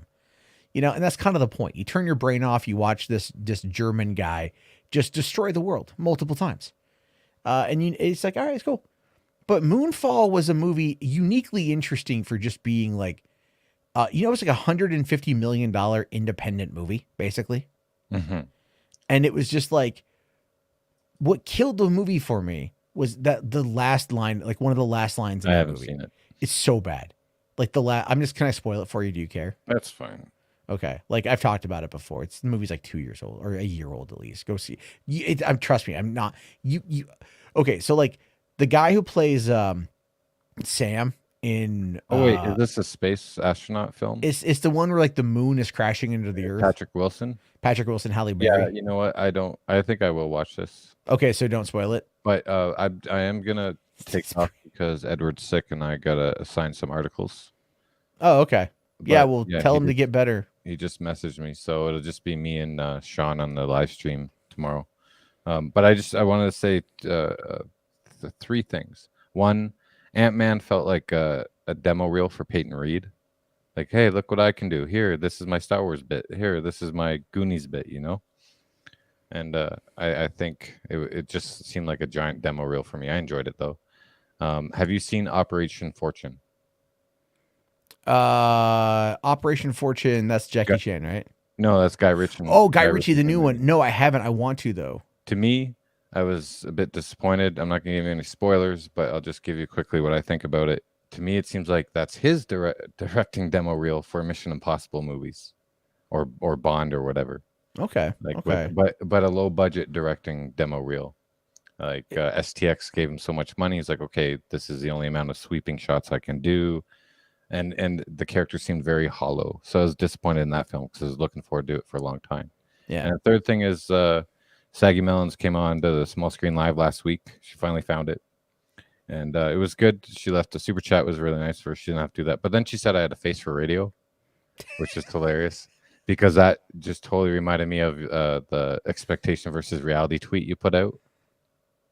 Of which one? No, of when she did her face reveal. And I don't remember joking about that. I probably did. Yeah, you did. And then she goes fair or whatever. I thought, and I was like, I couldn't bring myself to say that on the stream, but I just had to get my dig back in on After Dark. No, it's okay. It's all good, man. It's all good. I like to dig on Saggy all the time. It's pretty funny.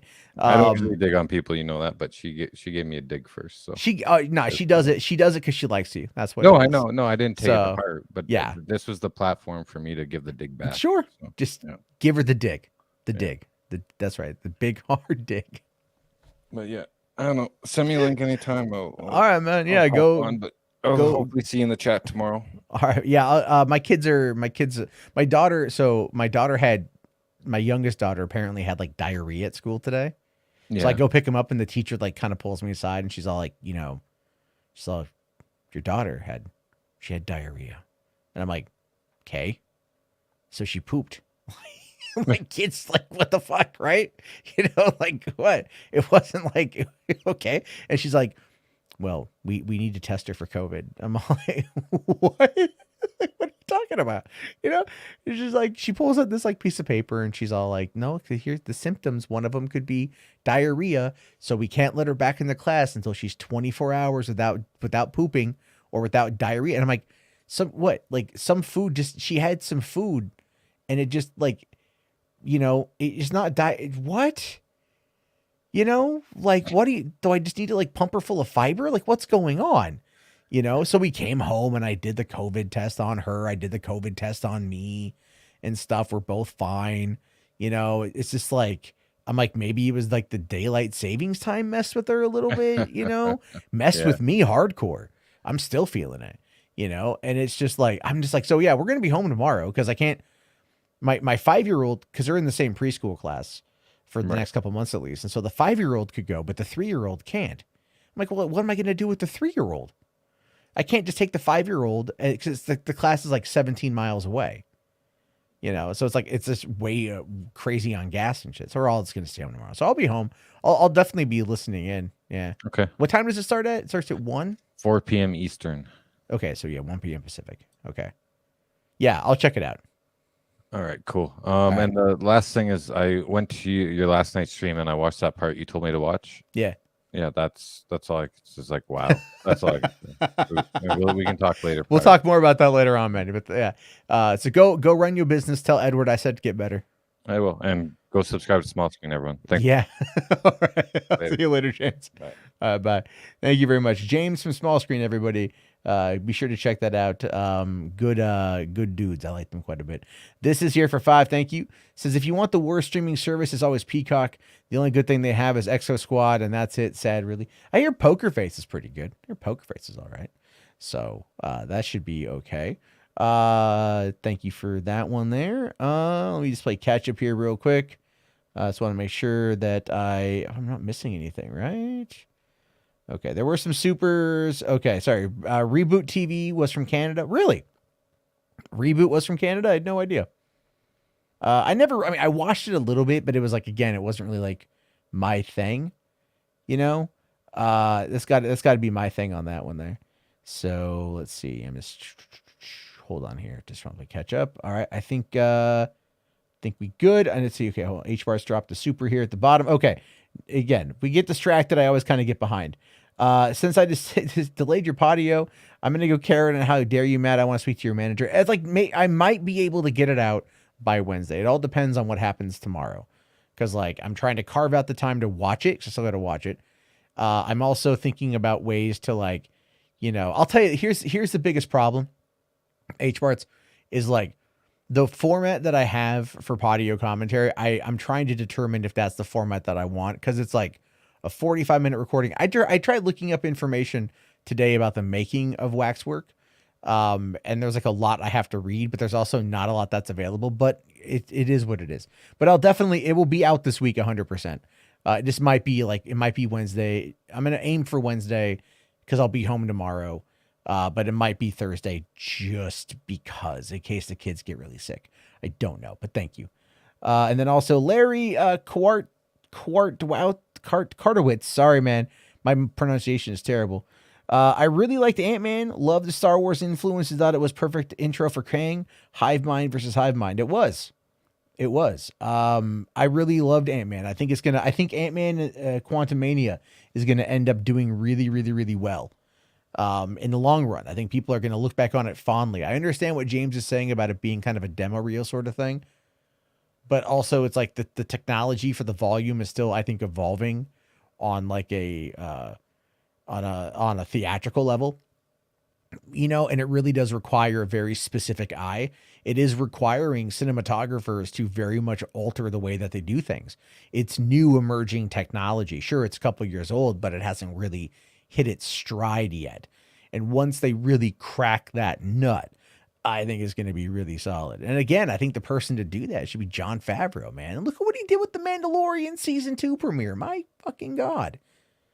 You know, The Mandalorian Season 3, Rick Famuyiwa did a great job too, man, in that intro, but just did not, you know, it wasn't as powerful as the introduction of Cobb Vanth, a Crate Dragon, and Boba. It just wasn't there, but they got to do that.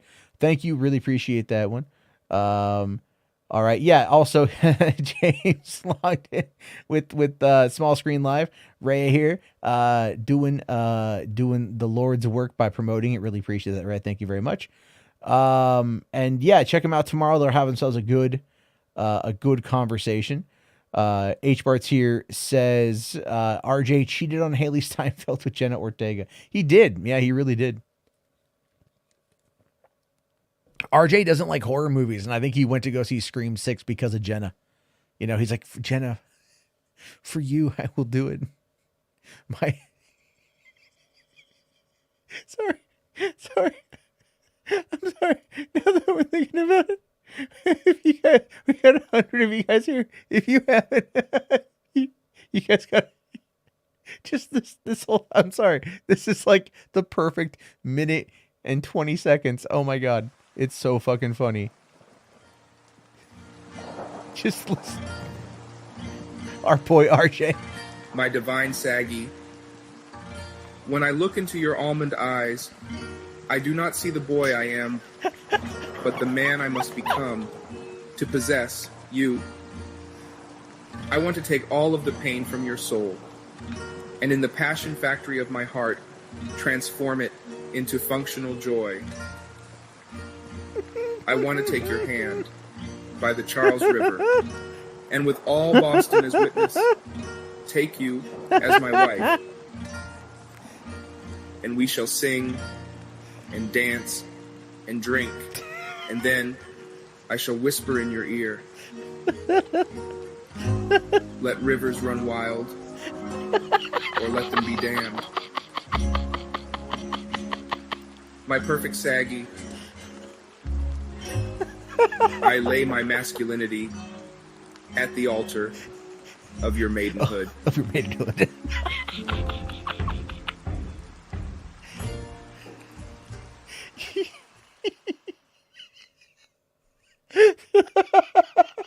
Sorry, that will never. Oh shit! Is it looping? Hold on. There we go. I forgot the loop was on. That will never not be funny. I'm sorry, RJ. That will never not be funny. Yeah, that's a deep fake. That was done by Ash. That was. It's so funny. It's so funny. I know RJ listens to this stuff in the morning, and he's gonna be so mad. Asher asking, is RJ and Saggy a thing? No. RJ is 23. Saggy is like almost 38, I think. She's 37. She's almost 38. Not a thing. Apparently, if RJ turns 29 and still has not, I don't know, if he's single, right? And she's single, you know, something might happen. I don't know. Sparks, fireworks. Very, you know, magic. This magic moment. Da-na-na-na-na-na-na. Anyway, that shit is just so fucking funny. That shit just cracks me up, man. I'm sorry, that thing is hysterical for me. Has Saggy heard it? Oh, yeah. She was on the channel. We heard it for the first time. Laughed our asses off at it. It's so good. It's so good. That's saved to my profile now. That is flat out going to be, I'm going to play that thing a lot. We're just going to laugh at it. Ralph's Double Tits here says, in search of love, the RJ and Saki story. Yeah, it's going to end in tragedy, though, dude. Guaranteed on that one. But, oh, my God. Okay, guys, so let's get into the final little tidbits of the night. Michael here, real quick here. Michael says, is Shudder a good service to get? Michael, I don't have Shudder, so I can't speak to it 100%, but I'll say this. If you like horror movies, like unique, new horror that, you know, is like made by up and coming talented horror filmmakers, then yeah, Shudder's for you. It's it needs the support right now, to be fair, because I think it's owned by AMC, and there's fear that AMC is going to shut it down because they've already been going through some layoffs and whatnot. So there's fear that Shudder might be hit, but it's like, dude, Shudder's popular, man. It's popular. So I don't even know, but I would say go and give that a go. But thank you for that. So, all right. H bar saver 5. Thank you, buddy. He says, I'm going to make more AI Jennifer RJ. Also, was his Scream 6 stream just simping? I don't know. I haven't seen Scream 6, so I didn't listen to the stream, but most likely it probably was. I mean, I don't know what him and Caden were talking about on that thing. So there's great. Something there to do that. Hans here says, I'm still laughing at that RJI. Dude, it's so uncanny. It's so uncanny. It's hysterical. It's hysterical. Plushy here says, if they shut it down, meaning Shutter, that's one less subscription service. True, but that's like, where's it going to go? Is it going to go to like AMC? Is AMC, going to invest the money into maintaining original horror? I don't know. I mean, horror is a big business. It's huge business. Like, so they're probably not going to want to mess with that, but I don't know what's going to happen, man. Let's see. Didn't Shudder have Ghostbusters? Like the movie or like the cartoon? I don't know. I don't know, Willie. I don't know. H. Rice here, it says, I haven't laughed that hard at work in a long time. Oh yeah. Yeah. It's hysterical. It's so fucking funny. I'm very happy with that. Ray here says Shudder may be cannibalized by Paramount or something. Well, Shudder's owned by AMC and AMC is its own company. I could see like if Shudder goes down, I could see Hamada using his deal at Paramount to start bringing in the horror over to Paramount, because that's what he's doing.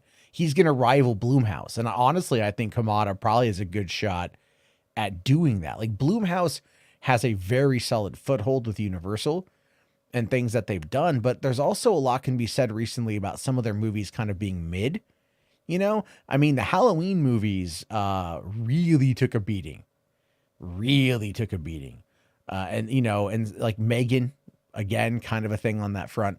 But Five Nights at Freddy's, when that comes out next year, that's going to be huge. That's going to blow up. That's going to be massive.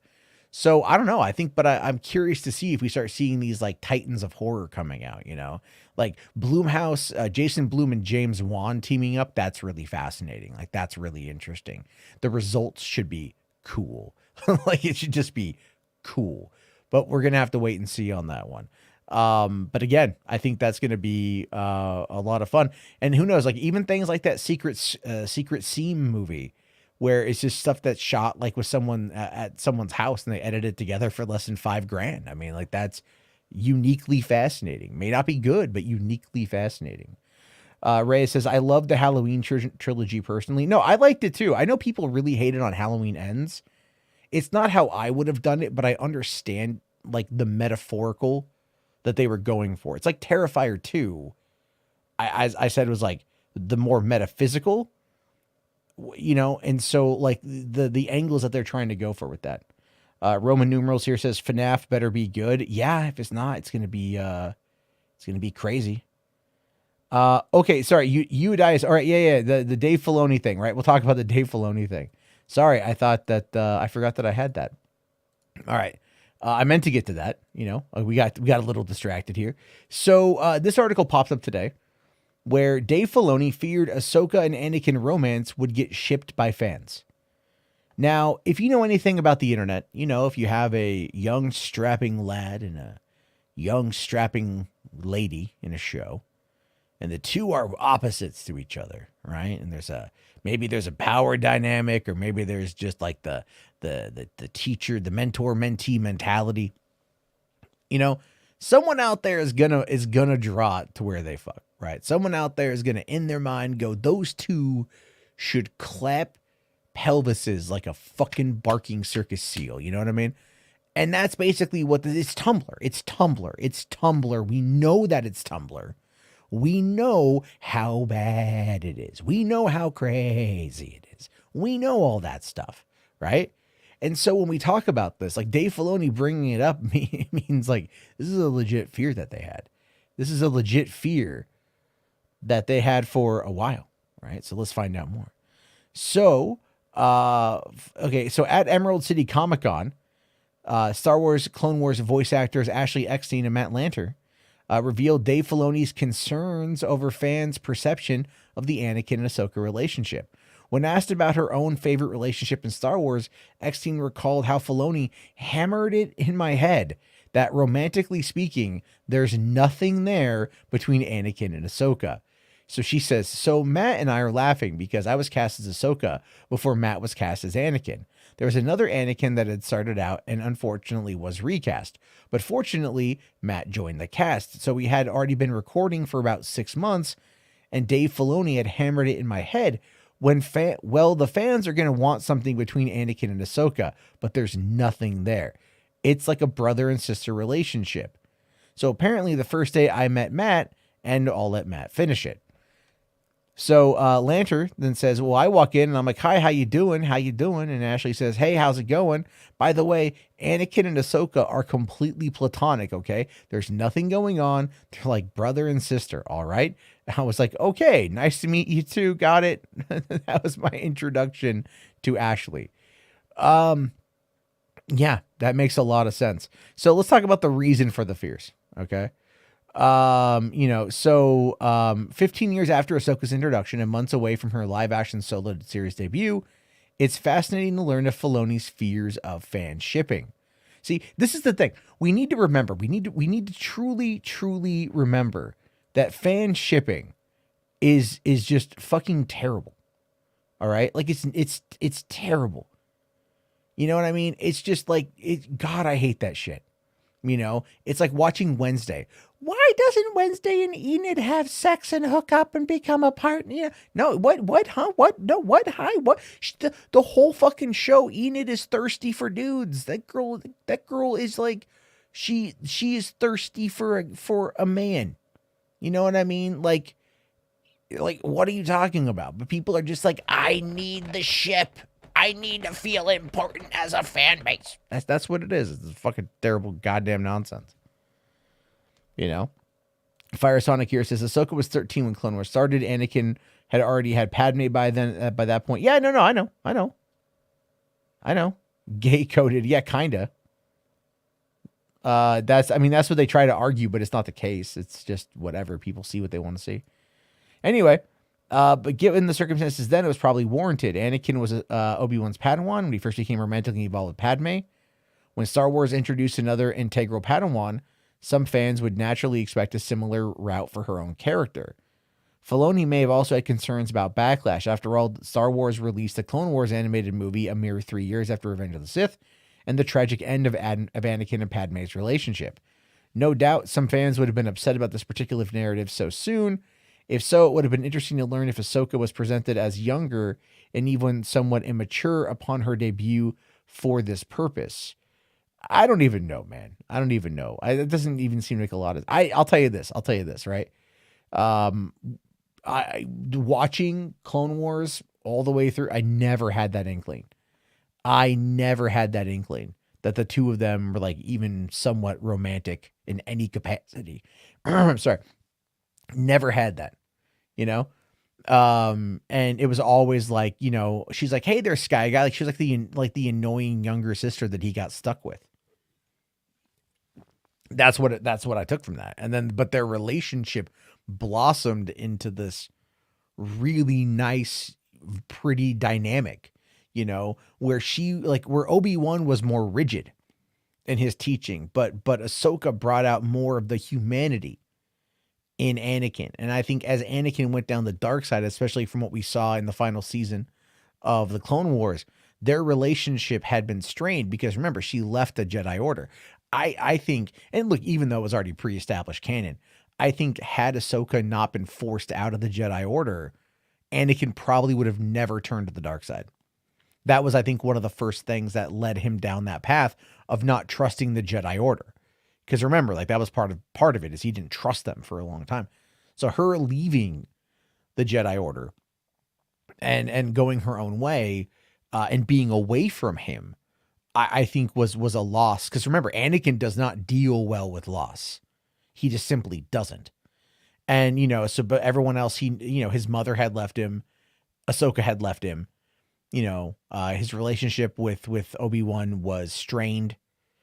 and everything else. And he was fearful over his children, and he was fearful over everything else. He's nightmares. So you can start to see that pattern brewing, that pattern emerging, and why he did what he did. And I do think that Ahsoka, that bond with Ahsoka, that platonic but very, very, very deep love that he had for her, and she clearly has for him, is one of the things that really, really directly hurt him. And I think Matt Lanter did a great job in conveying those emotions. Ashley Eckstein did a great job in doing that. I think Clone Wars is a phenomenally good show, and I love it. Yeah, it was a catalyst. Exactly. It was a catalyst of it. So that's just my take on that. Step bro. Jesus fucking Christ. H parts. What are you doing? What are you doing? What the fuck are you doing? Oh my God. That's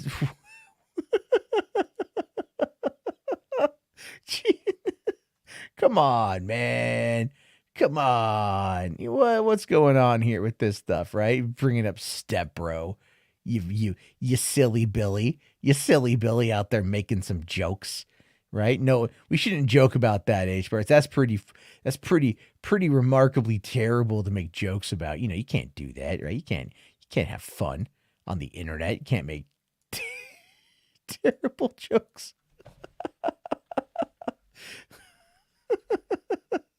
Oh my God. All right. I want to see. I got to see if I can find it. I might have it. I might not have it. Hold on here. Cause that got me thinking. I want to make a little meme. Hold on. Let me just find this real quick. So anyway, yeah, I just yeah, this is where my mind goes, so I kind of have to make the joke about it, because God damn it, we can't have nice things, because my brain is stupid, and very much does dumb shit. Okay, so let me just bring this up. Give me a second on that one there. It's downloading. Okay.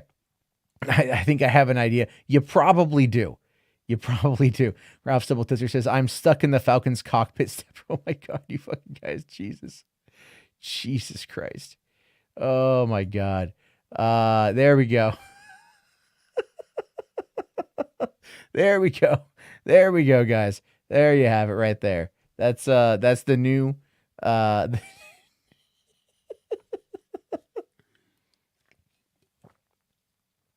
it's midnight. It's totally midnight now. There you have it on that. That's just the joke to make towards the end of the night. A lot of coverage here today on Hollywood After Dark. Obviously, that's just kind of how we roll, making the humorous jokes and shit. But one thing I want to move on is to touch upon, to lead us in towards the end here. Where did the cum go? Where did the cum go? Not leave the Pornhub stuff for Star Trek. What are you talking about? I don't know what you're talking about there, Simon. That's the thing. All right, let's move on here. So last night, The Last of Us ended up having a very, very, very, very good season 1 finale. 8.2 million viewers. It actually outperformed House of the Dragon in regards to viewership. And even the first season of Game of Thrones had 4 million people watching the finale. This doubled it. This is a show that actually built and built and built and built as the season went on. And the show is one that I think is going to be around for a long time. Obviously, they start filming season 2, I think, in September. So we're not going to get it to probably like 2024, late 2024, maybe 2025. I don't know. That sucks. But what I do think, though, is they're going to film a lot. And they've actually kind of talked a bit about this as well for what to expect. So according to this guy, Don the Bomb here, he says that The Last of Us Season 2 will be different from the games, meaning that like they're going to take their time to get there. Bella Ramsey will in fact return as Ellie. There will be much more infected. It will cover part of the story from Last of Us Part 2. It won't cover the whole second game in the season, meaning like Pedro Pascal is going to be around for a while. There's going to be new kinds of infected that they're going to be releasing, showing in the game or in the show. It will expand upon the tendril system. We could see the inclusion of spores, Abby and Ellie changing perspective. So obviously we're going to get a bit more with the Abby story, which that might bother a lot of people, to be fair.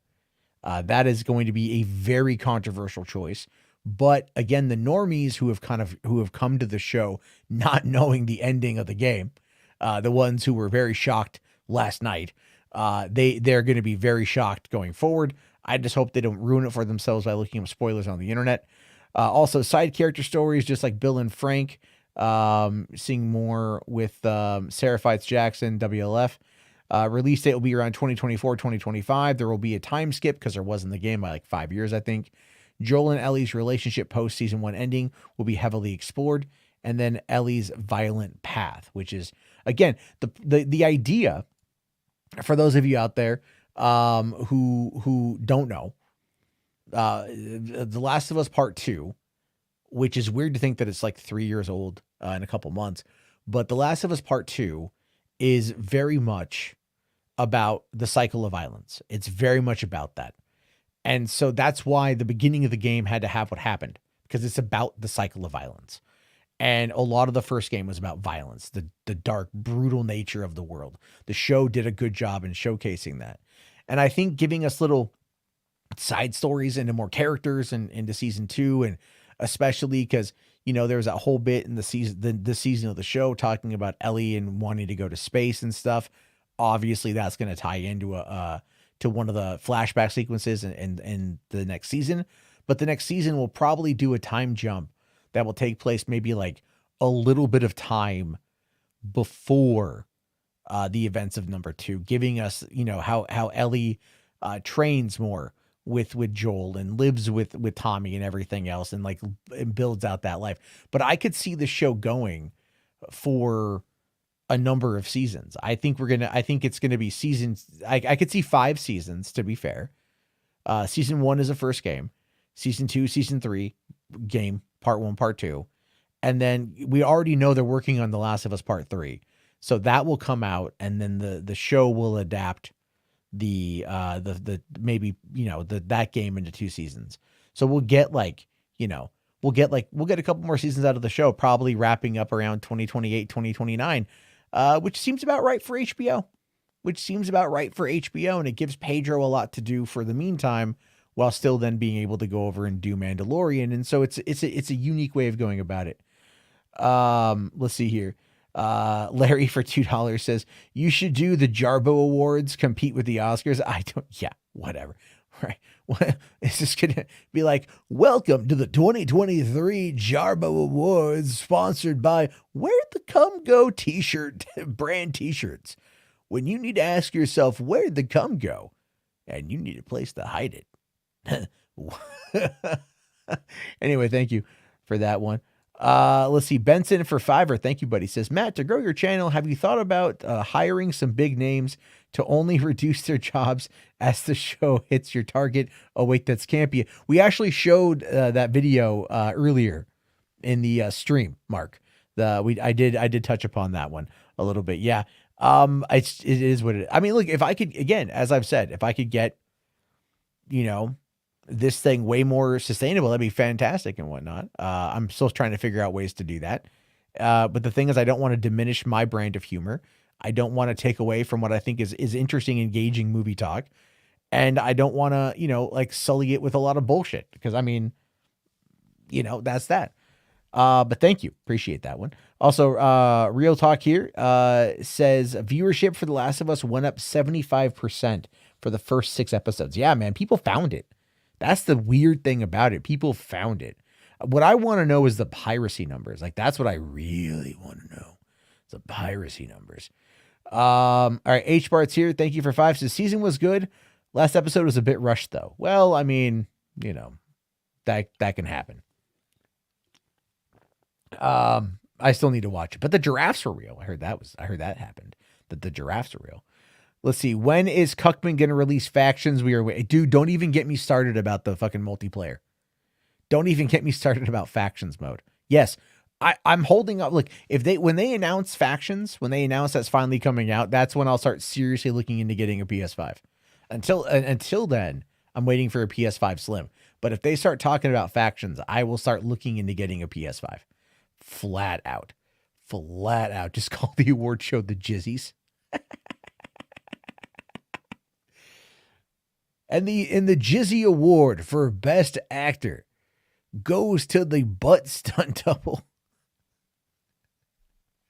I don't know, man. You left another super. Did I miss it, man? I'm sorry, buddy. Which one was it? Let me see here. Oh, there we go. Sorry, buddy. Breaking Jarbo, El Jarbino, and Better Call Jarbo. There you go. That's how you want to do it. That's how it is. I'll do the Jarbo verse.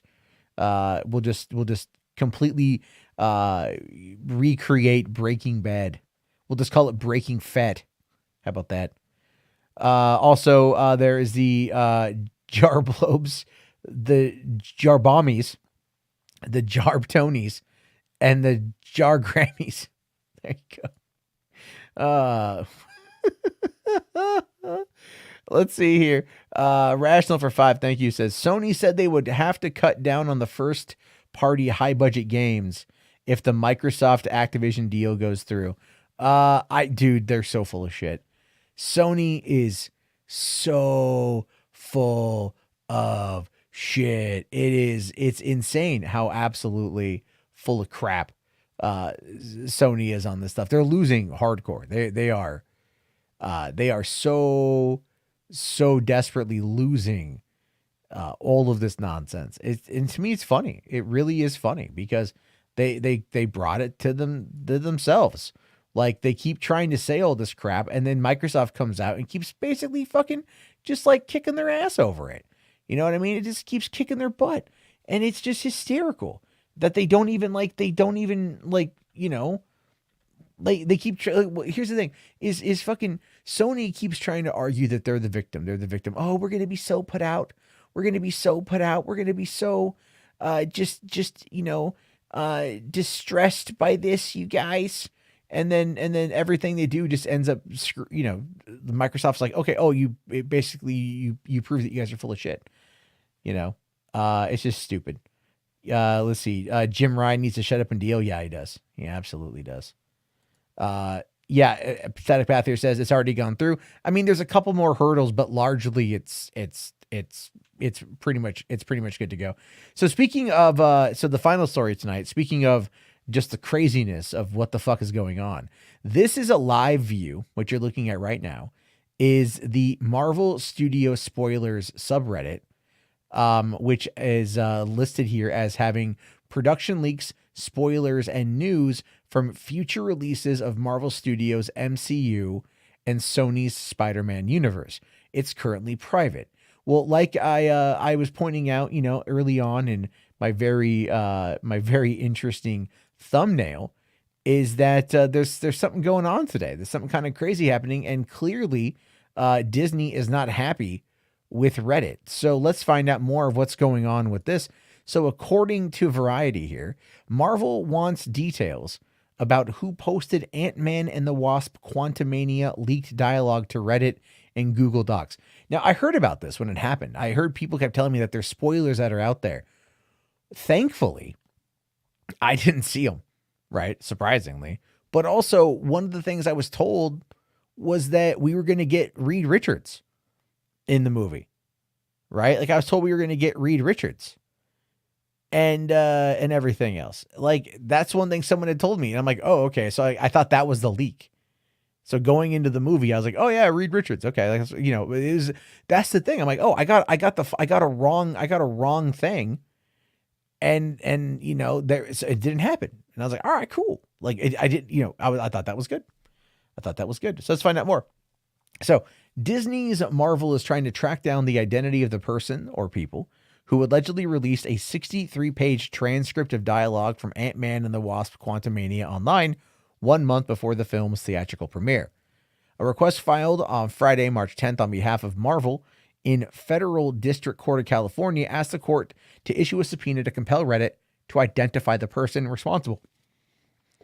On or about, this is on to Marvel Studios spoiler subreddit, on or about January 20th, 2023, the film starring Paul Rudd, Evangeline Lilly, and Jonathan Majors opened wide February 17th.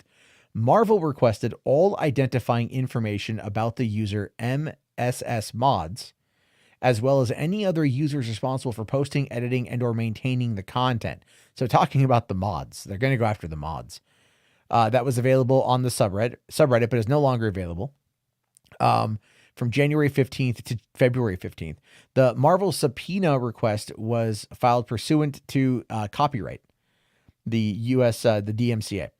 Asked for comment, a Reddit spokesperson declined to say if the company intended to comply, saying Reddit is committed to protecting our users' privacy. We have a rigorous process in place to assess legal requests and object when appropriate. Marvel also filed a DMCA subpoena requesting similar info from Google after someone allegedly shared the document to Google Docs. Reps for Marvel and Google did not immediately respond. Marvel has also previously issued DMCA takedown requests to Reddit and Google to seek removal of copyright infringing material. And then he goes on to say that Ant-Man and the Wasp: Quantumania has been one of the worst reviewed Marvel movies to date. The film grossed $198 million domestically through its fourth weekend of release, outpacing the original Ant-Man and just trailing Ant-Man and the Wasp. The dialogue from the movie that had been leaked online was edited and or displayed in a Portuguese web interface per piracy news site Torrent Freak, which previously reported on the Marvel legal filings. The report also cited evidence of the likelihood that the text was intended to be used in subtitles. Now, that was what I heard when it was originally coming out. I had heard that it was originally, that's what it was. Is it was someone who had done some of the, oh God, what was it? It was the dubbing, right? It had done the dubbing, and they got the dialogue from the dubbing, and that's what they released. Campia spoiled it too. Really? God, what an asshole. Let's see. Toker says, yeah, I'd be pissed and want to know who leaked some of our weakest writing too.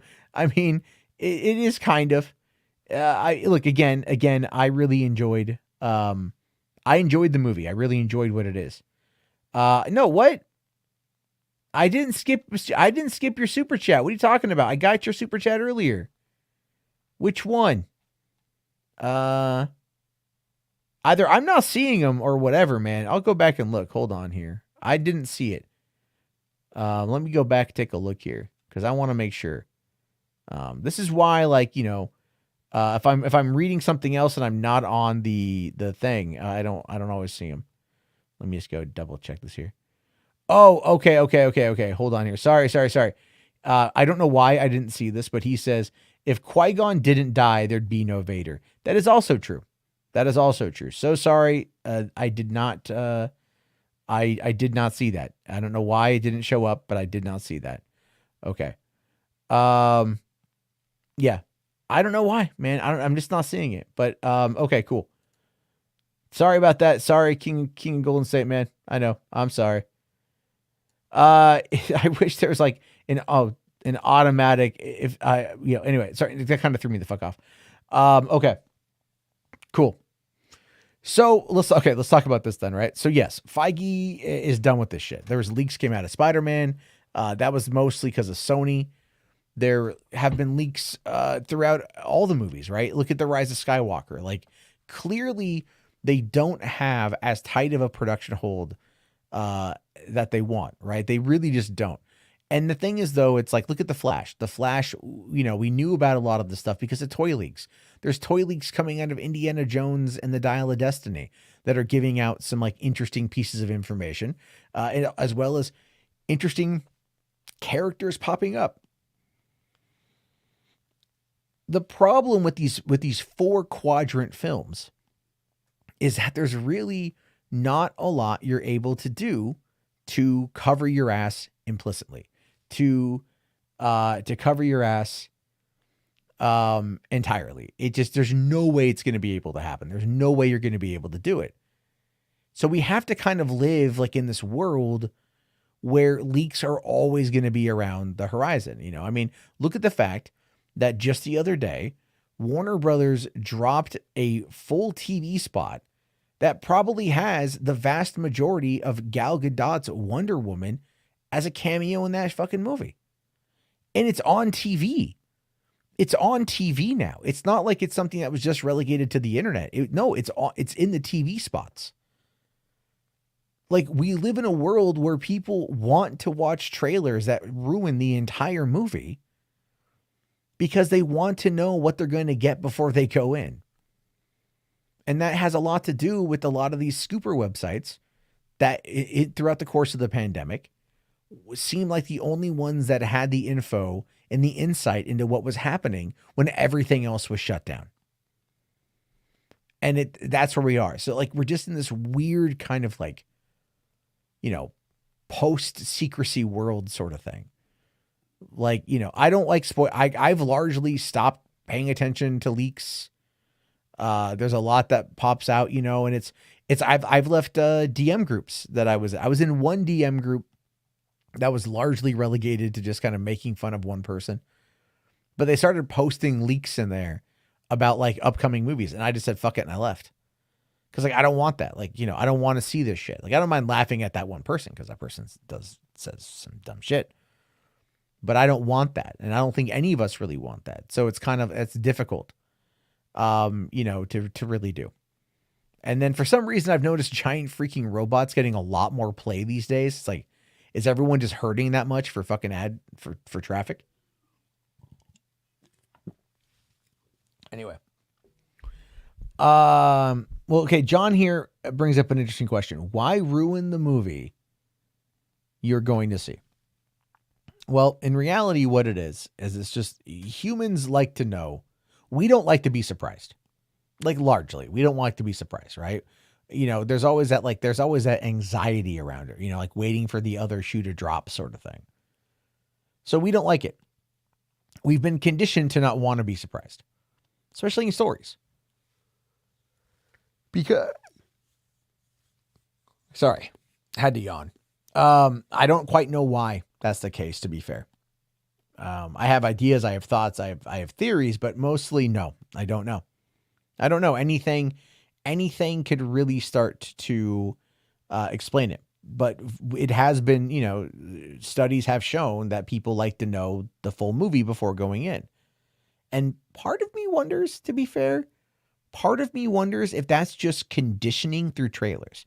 Now, think about it like this, right? It's like trailers used to be teasers, mostly, right? They give you the idea of the movie, a couple of stuff here and there. That's it. You'd have your teaser, your first trailer, your second trailer, your final trailer. You roughly have about 4 trailers. And then now it's like, the trailers, like you'd have like your teaser, and then you'd have like your first trailer that would just kind of give you the overview of the movie. And then you'd have like your story trailer, and then you might have like a character trailer or something like that. Like, there'd be reasons and purposes for those trailers. But then now it's like, well, they show you everything in the movie, and you have to like, then, like, you're just going to get all that information, and it just stays with you subconsciously. So I don't know. A Schwartz here says, as a masked man said, you don't know. Well, you don't know. Yeah, I know. Real Talk here says the problem is trailers are 2 to 3 minutes long. That's actually a very good point too. That's a very, very good point too. Trailers are, yeah. Toker here says, now you get a 10-second teaser for the trailer you're about to watch. Trailers for trailers. I know. It's a thing. Chaser here says we do need shorter trailers. Yeah, you could tell a trailer in a minute and a half, right? Another problem too is that people, you go to the theater and you got like 25, 30 minutes of previews, right? You got 25, 30 minutes of damn previews. It's just insane. It's just insane. I hate I like trailers. You know what I mean? I do enjoy trailers, but at the same time, I think that when I go to the theaters, I don't need 20, 30 minutes of that. So drives me up the damn wall. Oh, sorry. God damn. It's been a long day. The Fast X trailer is 4 minutes and 2 seconds. Why see the movie? Because, yeah, I know, right? Because there's so much in that. There's going to be so much in that movie, so much in that trailer. I don't know, man. Yeah, you're right. It's like these trailers, I think they're just really afraid. I think they're just really afraid of everything that's going to be going on. I don't know. I just movies, like, I don't know if movies are even like these big budget things are even sustainable anymore.